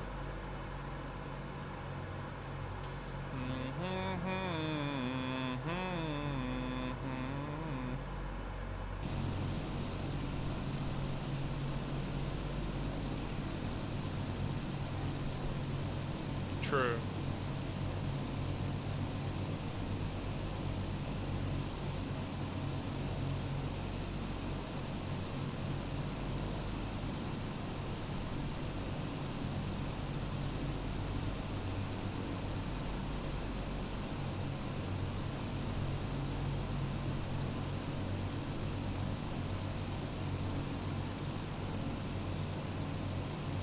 I'm really happy with that boarding pass killing off. Like that way to display flight info, I reckon it's great.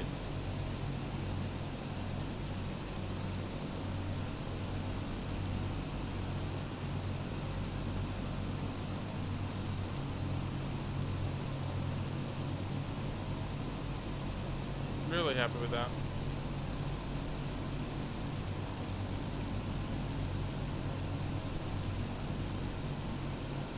SS solid state takeoffs? No?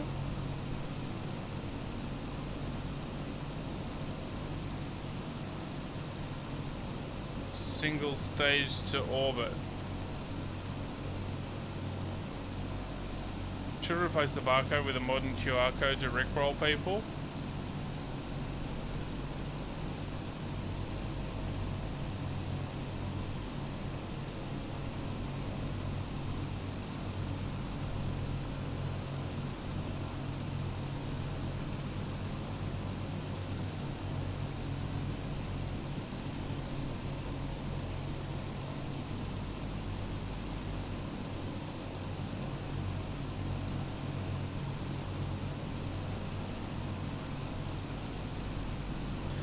You know what it needs to be? The QR code idea is great, killing all. But a QR code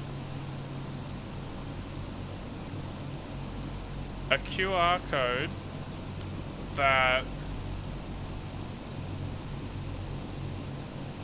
takes you to a like a private linked YouTube video where I make a welcome to Apathy Airlines Qantas Singapore Airlines style video that basically just descends into me just standing there going, sit down, shut the fuck up and say hi in chat. Enjoy the flight.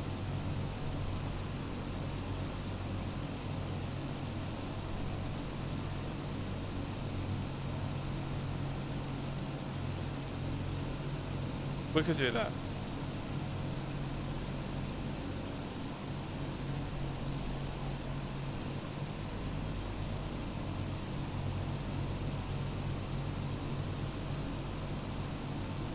Alright. That idea is firmly locked away. I'll figure out something fun for a QR code.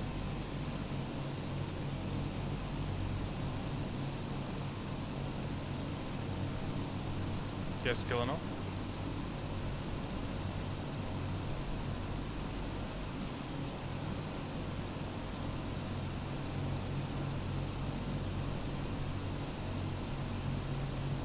Why is my ground speed 0 knots?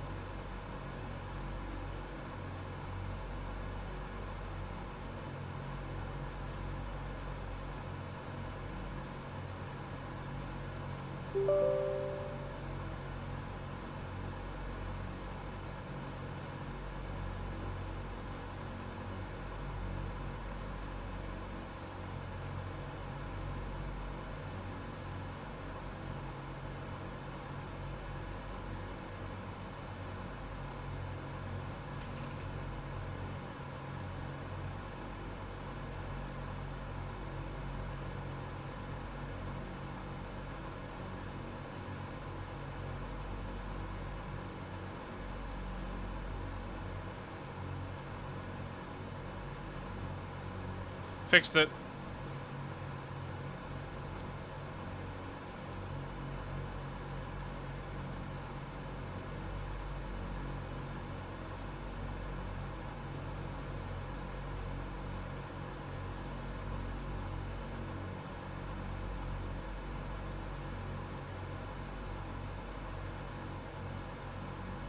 Nailed it. Little man in the computer writing this down must have gone on break. Something like that.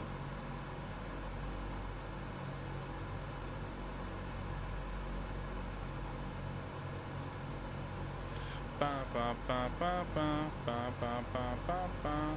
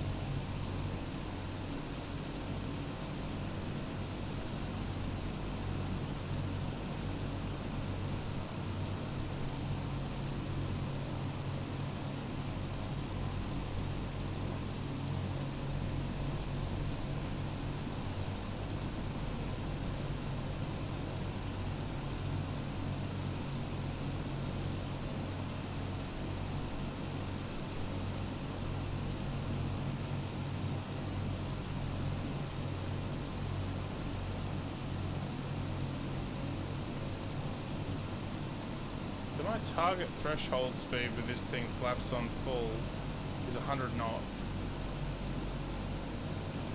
Holy shit, I have been landing it hot.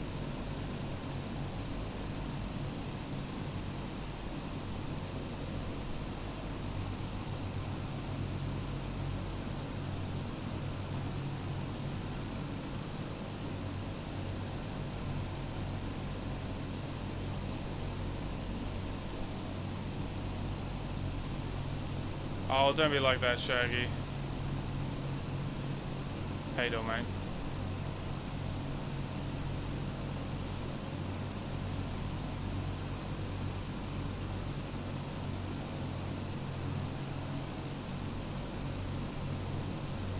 What's up?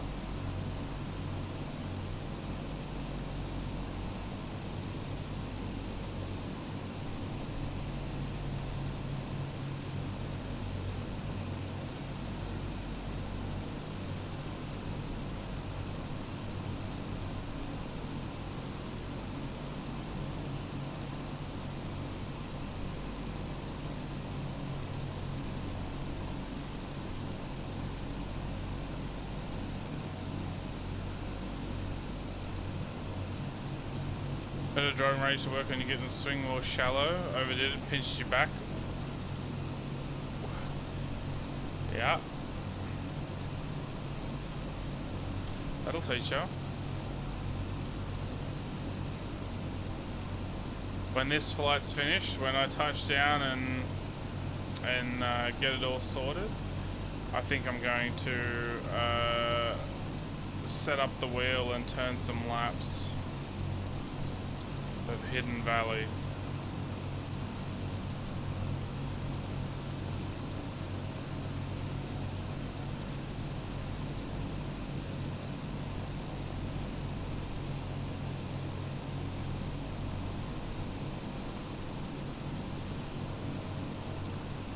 Oh, is the Wednesday Cup using that server?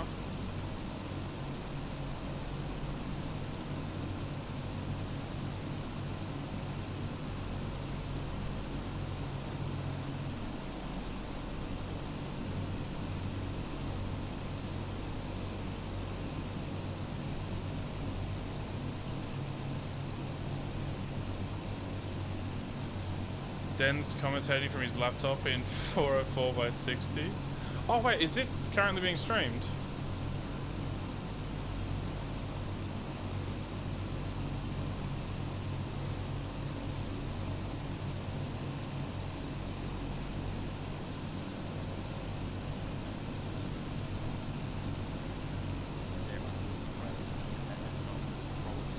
Anyway, going, leading sharp. Who said I was stressing fries? Yes, exactly. It is what it is. The stream quality is terrible. The stream quality is dreadful.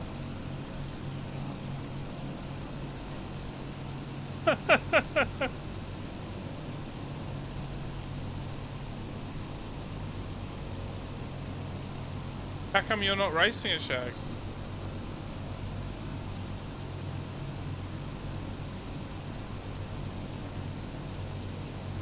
First race, Delaney Munro Sharp.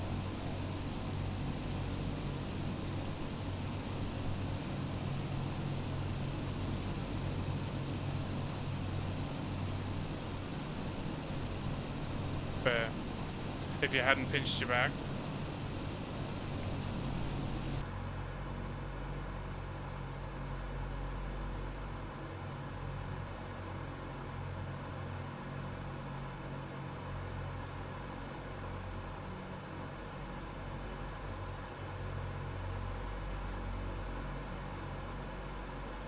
FA18 in the distance. Is he going to come intercept? I did fix the pass, Kilinov.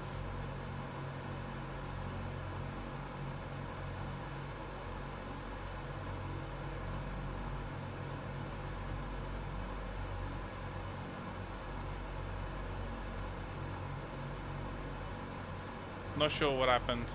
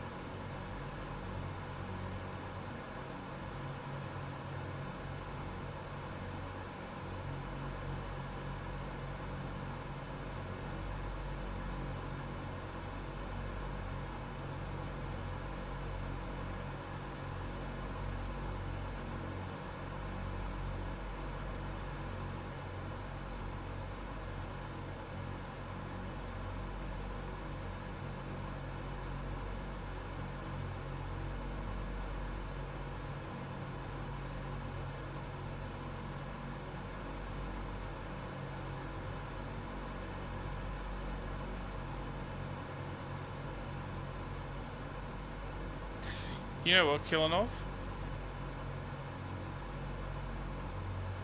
Without fail, while playing top tier War Thunder, every few games I will see whether on my team or the enemy a World War II vehicle. That's rough. It took me the better part of a 2-hour flight today, Kilinov, to find the wiper switch.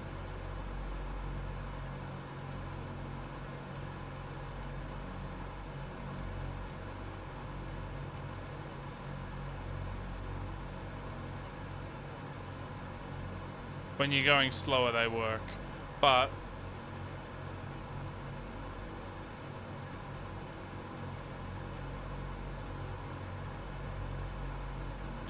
I was flying in rain. I knew I had to do an approach. I wanted the wipers.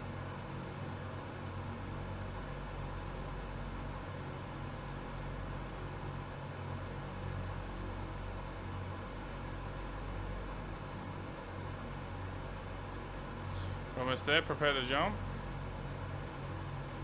Not too far left. 80% complete.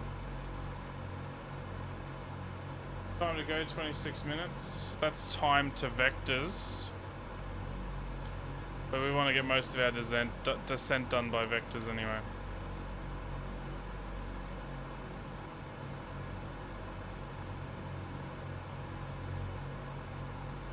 And we're coming in on runway 10, so we will have to manual fly.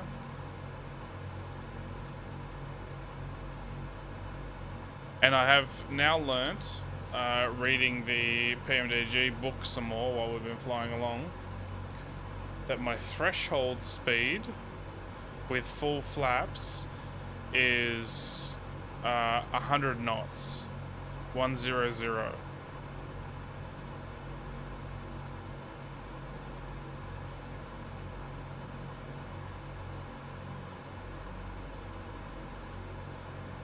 Which the idea to me of a plane this big doing 100 knots is mind-blowing.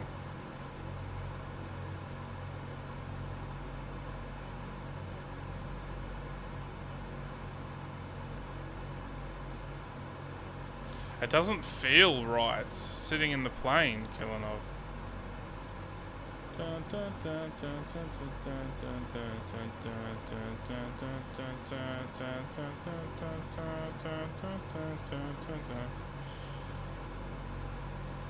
So really I should be doing what, 110 on descent? And just imagine the Piper Cub, 42-inch bush buggers, full beans just barely overtaking it. True. Well, the takeoff speed for the Bonanza is like 80 knots, right?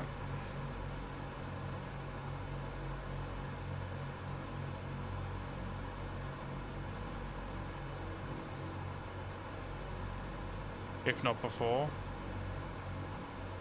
Takeoff speed for the 152 is like 65 knots or something. So like, I get it. But also like, this is a big plane.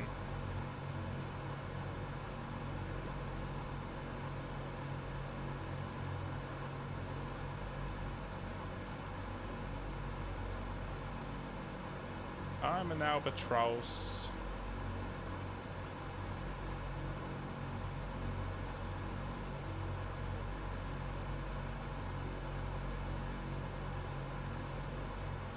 Ever flown Gravel's Monster Cub? I've not. Take a guess at the stall speed. It's a stall craft, right?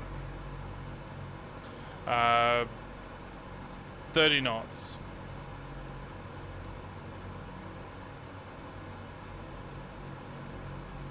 No, it's a stall. Hang on. Whoa.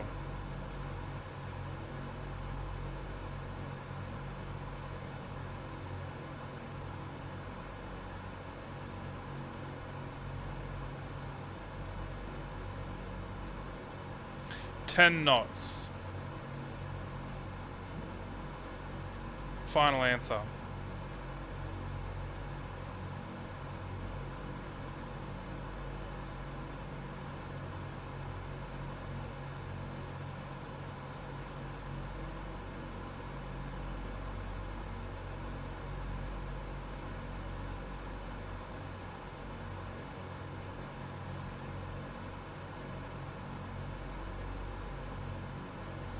I don't actually know what the answer is.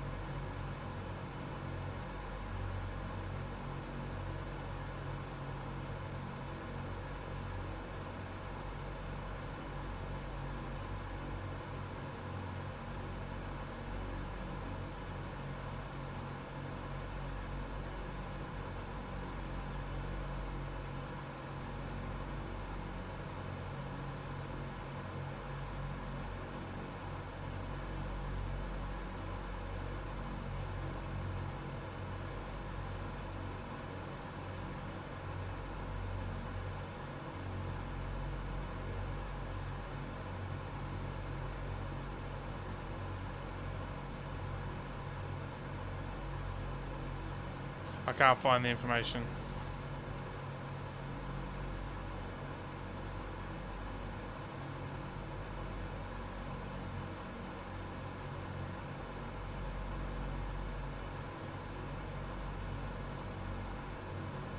I've not heard either of those going on.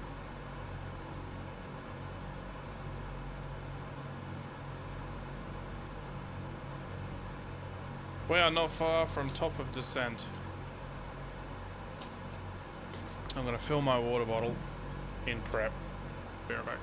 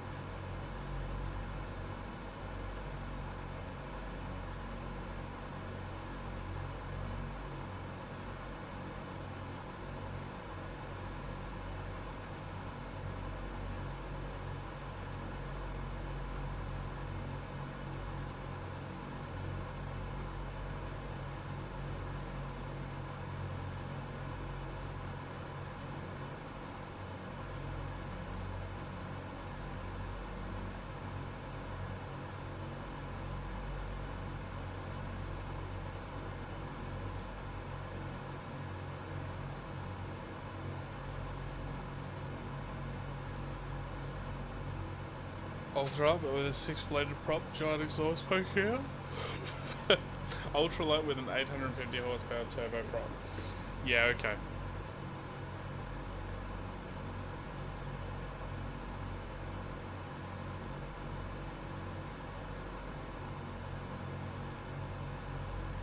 Unreal.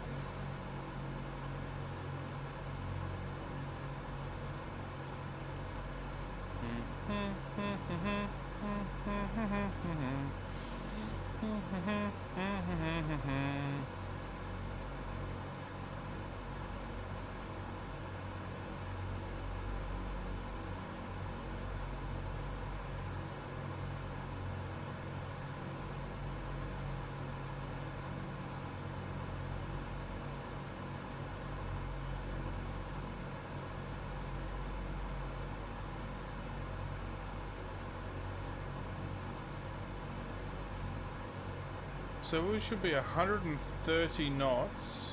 Sorry, I'm reading a page sideways.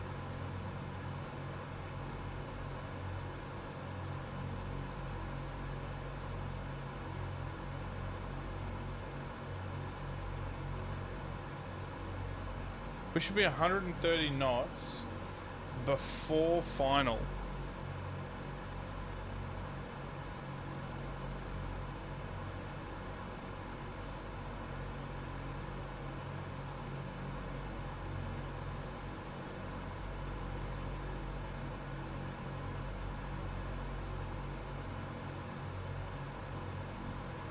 Just buy an airliner. Yeah, it'd be pretty cool, right, killing off. Yeah, I did the same thing, Shaggy, with Sydney Motorsport Park. And I got fast around Sydney, like I got the lines right around Sydney Motorsport Park, and then I started to tune my camber. First thing I tuned in was camber. And every time I got closer with camber, I got more grip. More grip, more grip, more grip. And then from there it was just spring rates and dampers and done. Honestly, SMP, the lap times I was doing around SMP,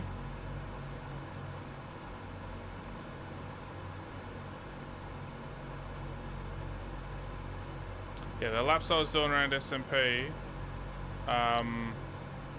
I maybe spent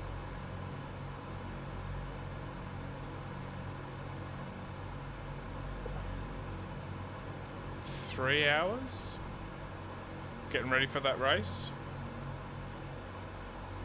I definitely spent more than an hour. It was short, but it wasn't that short, you know?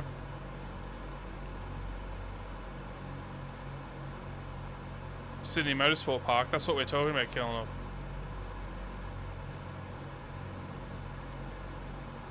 Motorsport, not Motorsport Park. Yeah, no, I'm with you. Picking up what you're putting down.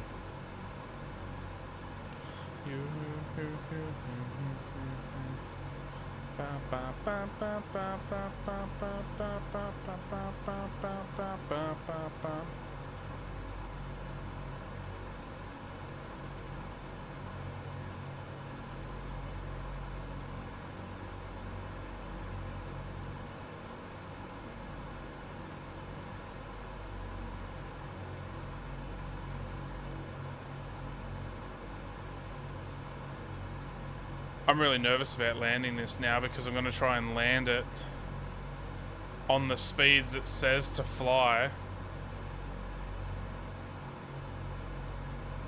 And I'm really nervous about 130 knots before the final leg.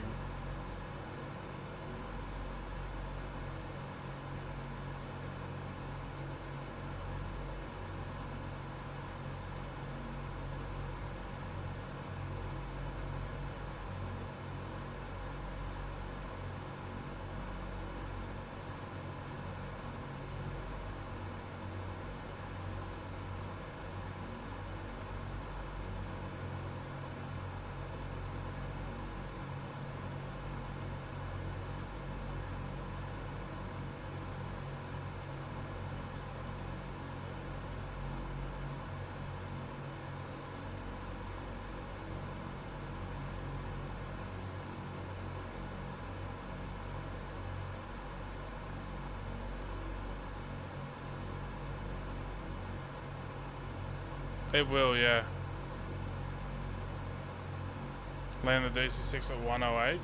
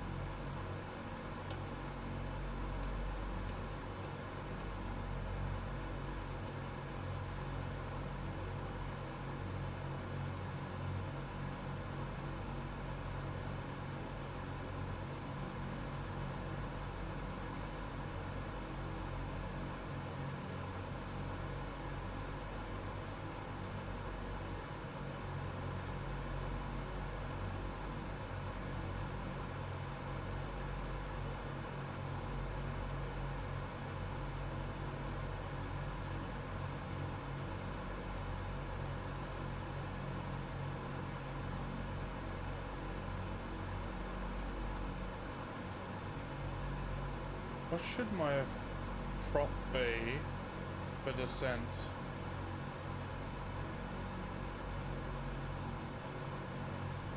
Well, I have concerns I'm going to trigger the auto feather now. Let's turn that off for descent.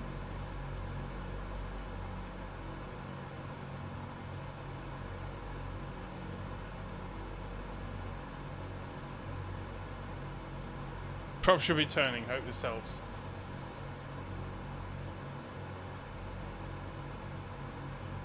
I assume we go back to fine prop for descent, because that's sort of the standard done thing. So let's go to climb settings for prop. 2400.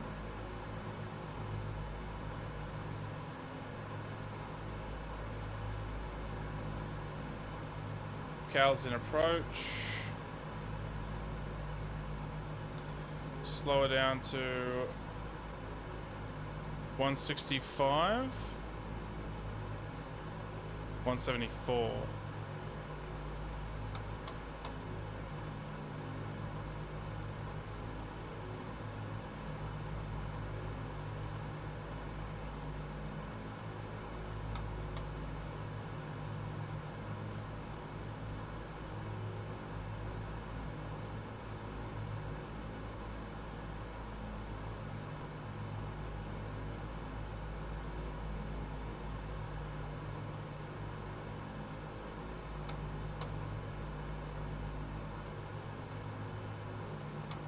Just playing with the flaps now. Big helicopter blades interest me greatly, like at the point of the Mi-28, it's just a rapidly rotating ring.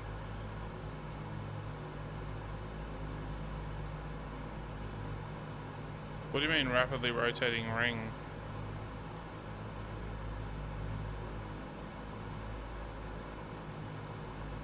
Wing? Right, I'm with you.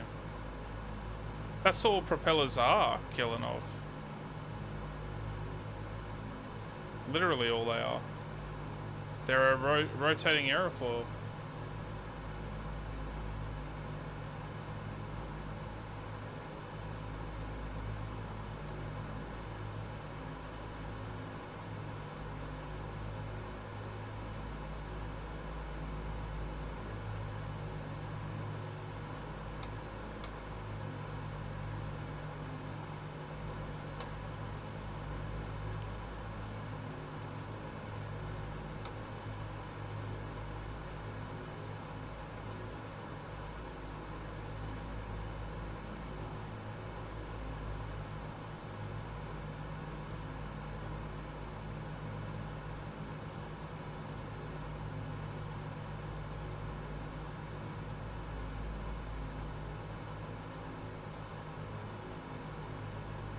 Yeah, probably a bit steep now, Mr. DC6.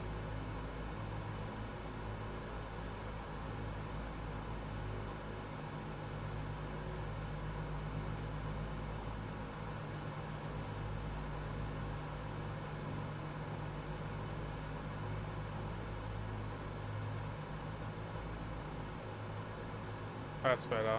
160 knots, 1,000 feet of descent. Perfect.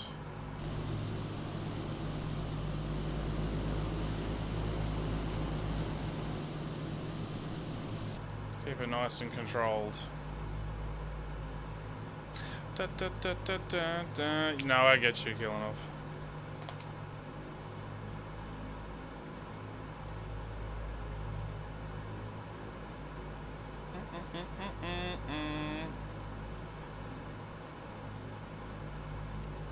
Slow enough for the wipers now.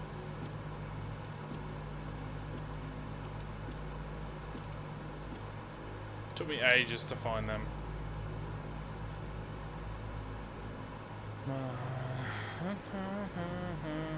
Don't mind.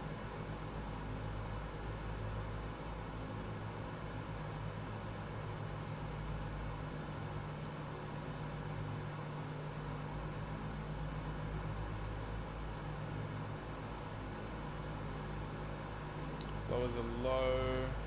Fuel is good. We probably should have told the passengers to sit their asses down for descent. Mi-28 tow road, dangerous close to being a regular heli rotor. It's a whole 84 centimeters bigger than a DC6, bro. It's pretty big.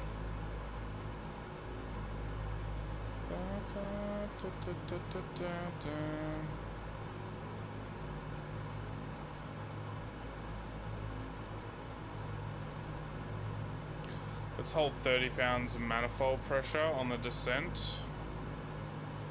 Hold it at 165. Just for ease.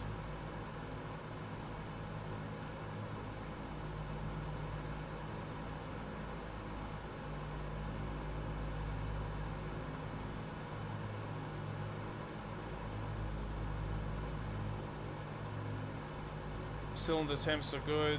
Carburetor air is way too cold. Whatever. Oil temps are good. Pressures are good. Manifold pressure's creeping. Maintaining 1,000 feet per minute. We have 8.5 minutes. We want to be at 2,000 feet. Perfect.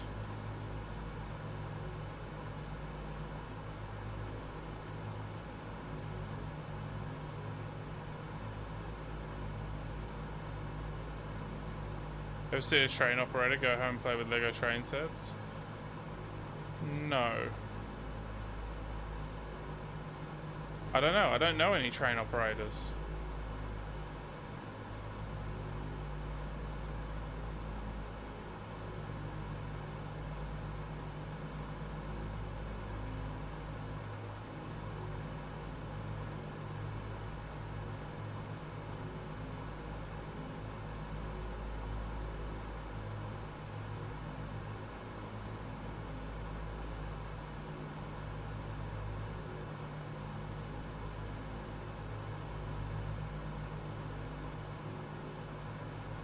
One of those cars you wish you could afford.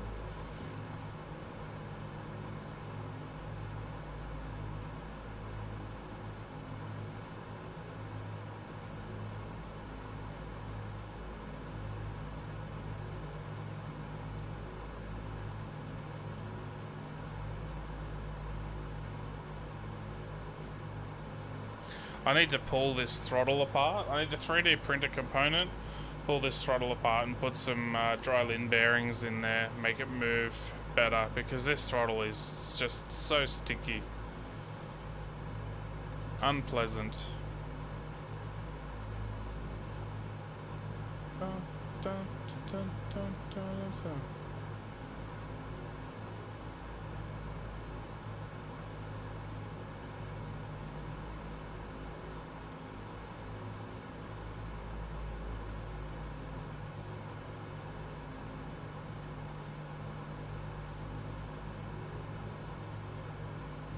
Maintenance guy on the logging trains. That's pretty cool.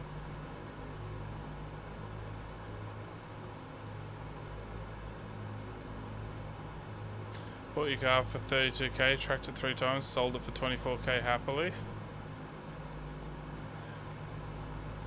What'd you do to it in the 3 times you tracked it?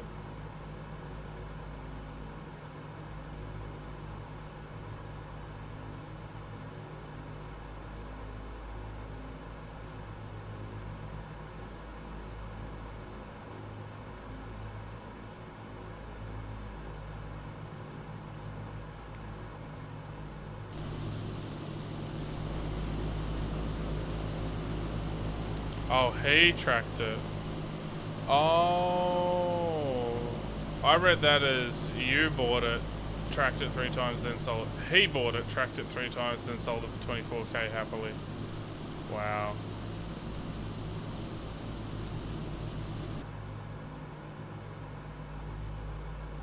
That is quite a bit of money wasted, eh?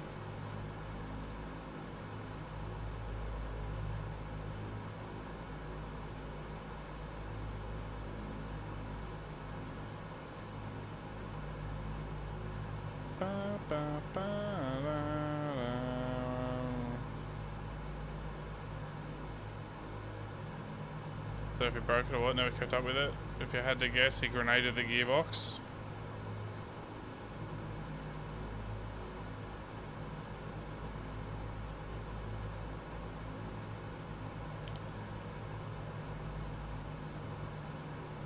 I had 3 boxes under your care and you weren't easy on the last one I had.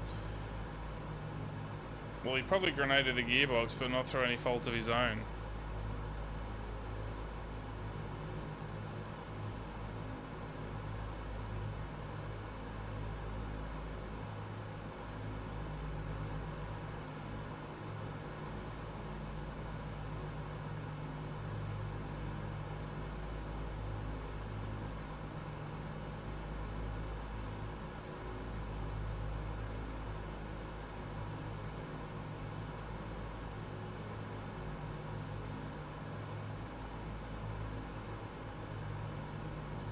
box to turn to glitter if you didn't rebuild it before trying anything funny with third. Yeah, okay.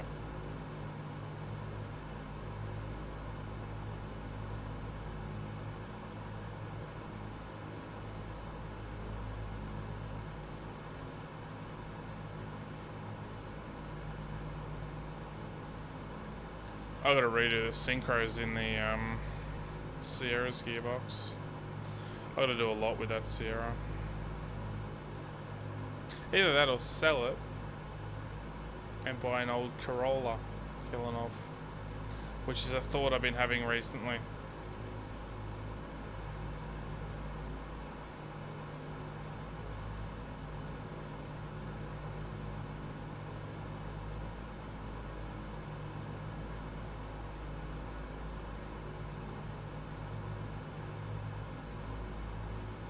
That race went to shit, Randy. How'd you go, mate?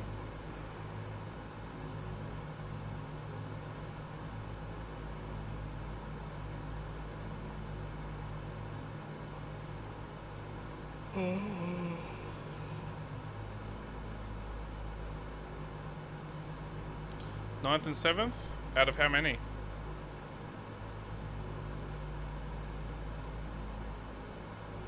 Was 3rd. Doesn't matter.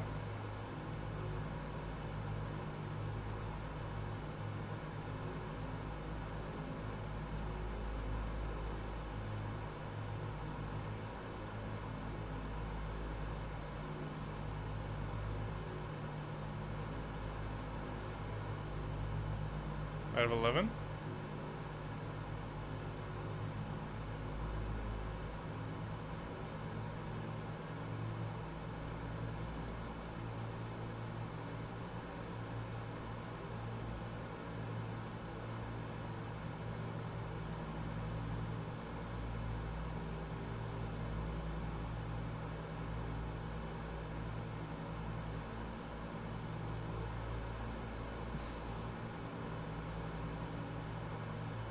Where is the airport?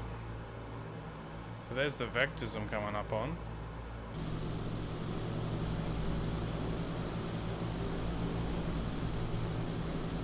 That's it there.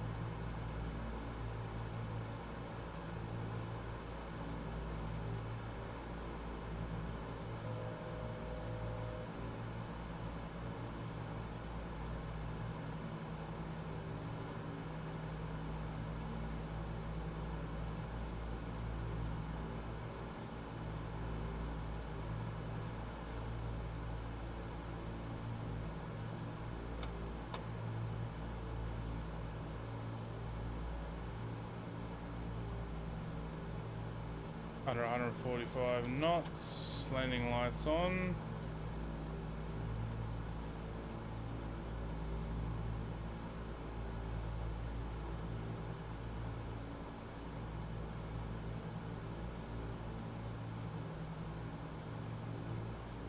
I'm climbing apparently.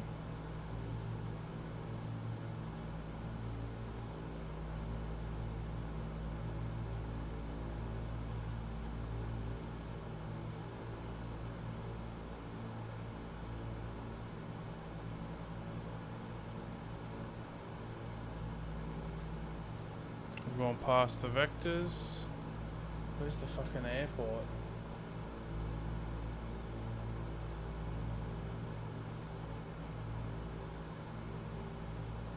Wait, what? Where's the fucking airport?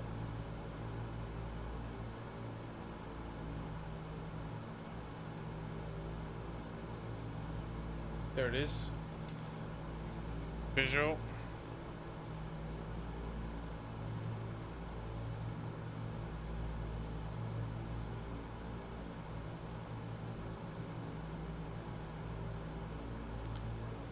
What's that killing off?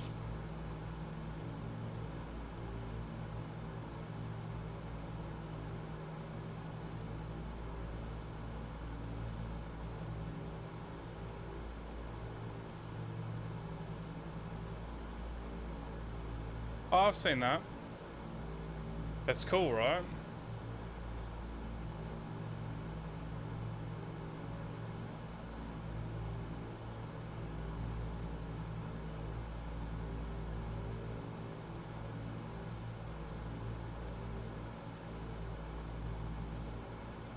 No. Read 110 at 4 knots.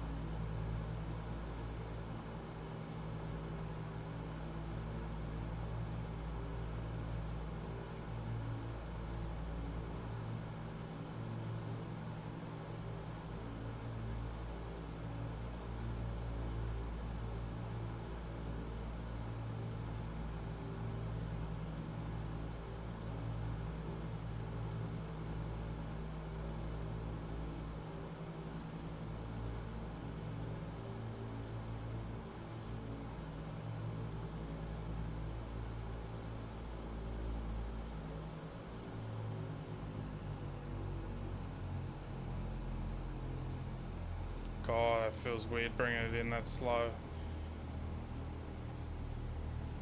Landing time logged. I mean, that is potentially the nicest landing I've done in the DC-6.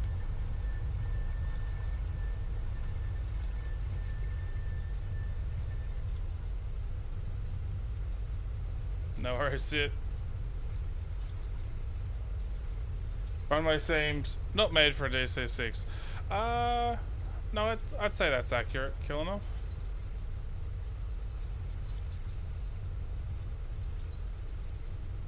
That's right, we're gonna do the stomp the brakes and rip it around, ready?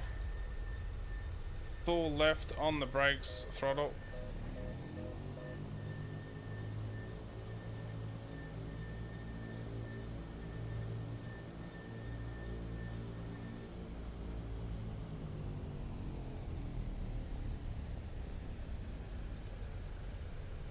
Cars full open. Track landing lights. Lock gust lock. Full fine prop.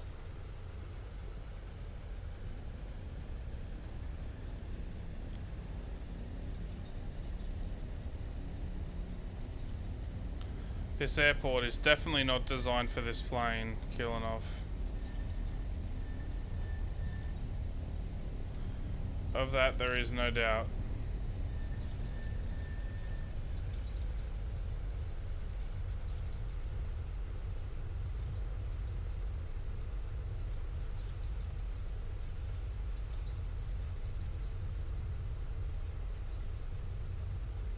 It's nice and flat, so with a half a load in the DC-6, I should be able to still get off the runway without needing to do a wet takeoff.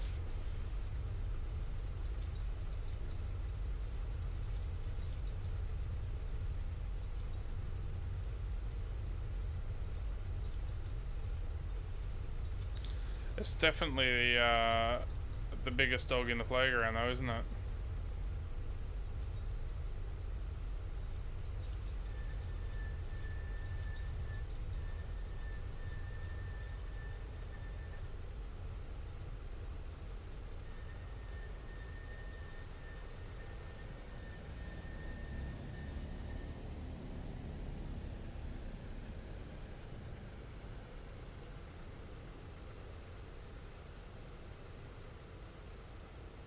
I don't think I'm going to be able to taxi down beside these planes without taking the tail off one.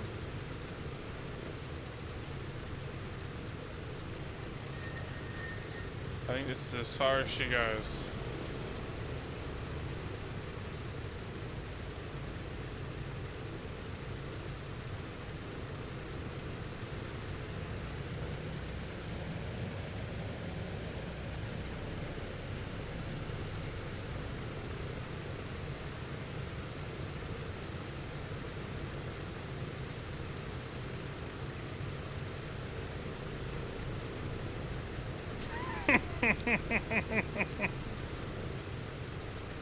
Perfect.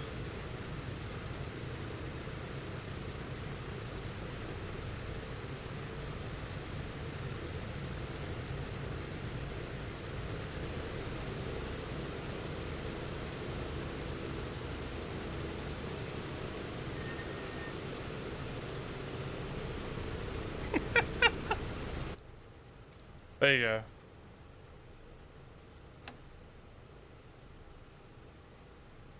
What's up?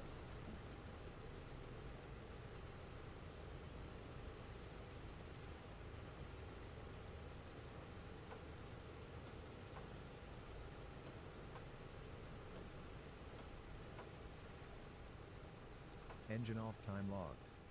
The flight is finished. It has been monitored by OnAir.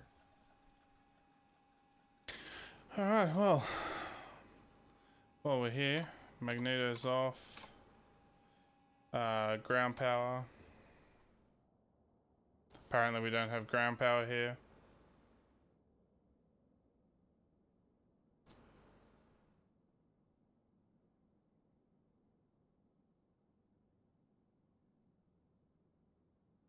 Oh, fuck it, we don't need it. Power off. Reset all our lights. All this is set. Turn them off. That's all off. Close. 0 degrees is storage position, right? Superchargers off. Reset the flight hands. Don't have to do any of this, by the way. I'm just being officious.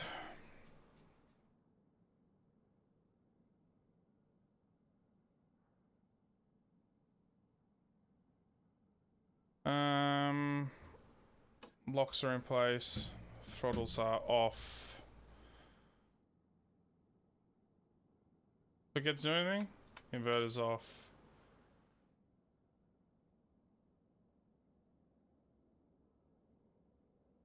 I think that's everything. Oh, wait.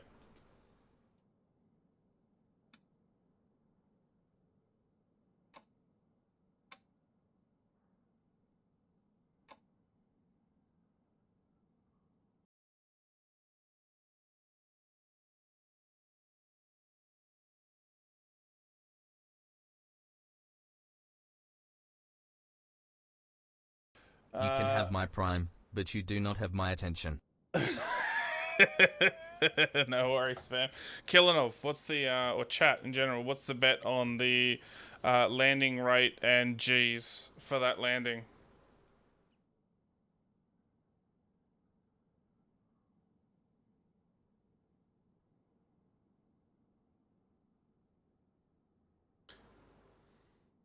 Five G's? 5 times Earth gravity. How you doing, Vam? You streaming tonight, brother? Thanks so much for the prime, by the way, mate. I appreciate the hell out of that.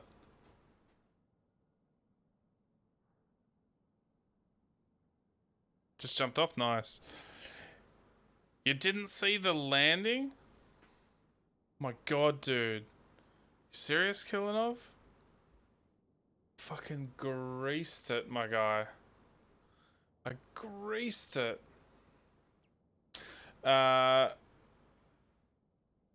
Landing rate was minus 104 feet per minute.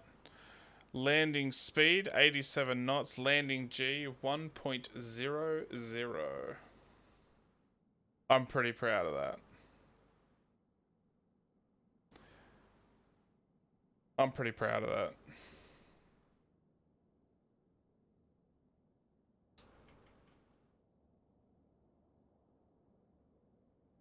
That was nice.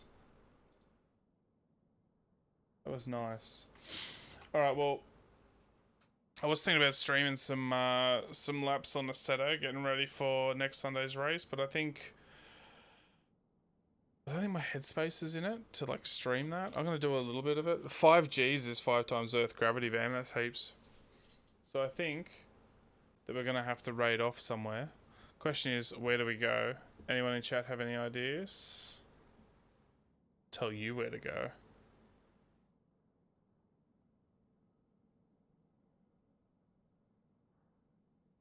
Hey? An hour left on this flight. She realised this. Well, it's not real bright, is it? Just raided train. Oh, Jen Desperado's playing some Star Citizen, so we'll raid in on that. Give me a second, I'll come out and say bye. So we'll wrap it up there. Thanks for spending the time with me. Pretty good flight overall. Awesome landing. I'm going to go back and clip that just because I botted it and I feel good about it. Have a fantastic night, morning, evening, whatever it is, wherever you are. We're going to raid out in 10 seconds. Cheers for the Prime, Vam. I appreciate the hell out of that. Have a fantastic night. See you over with Jen.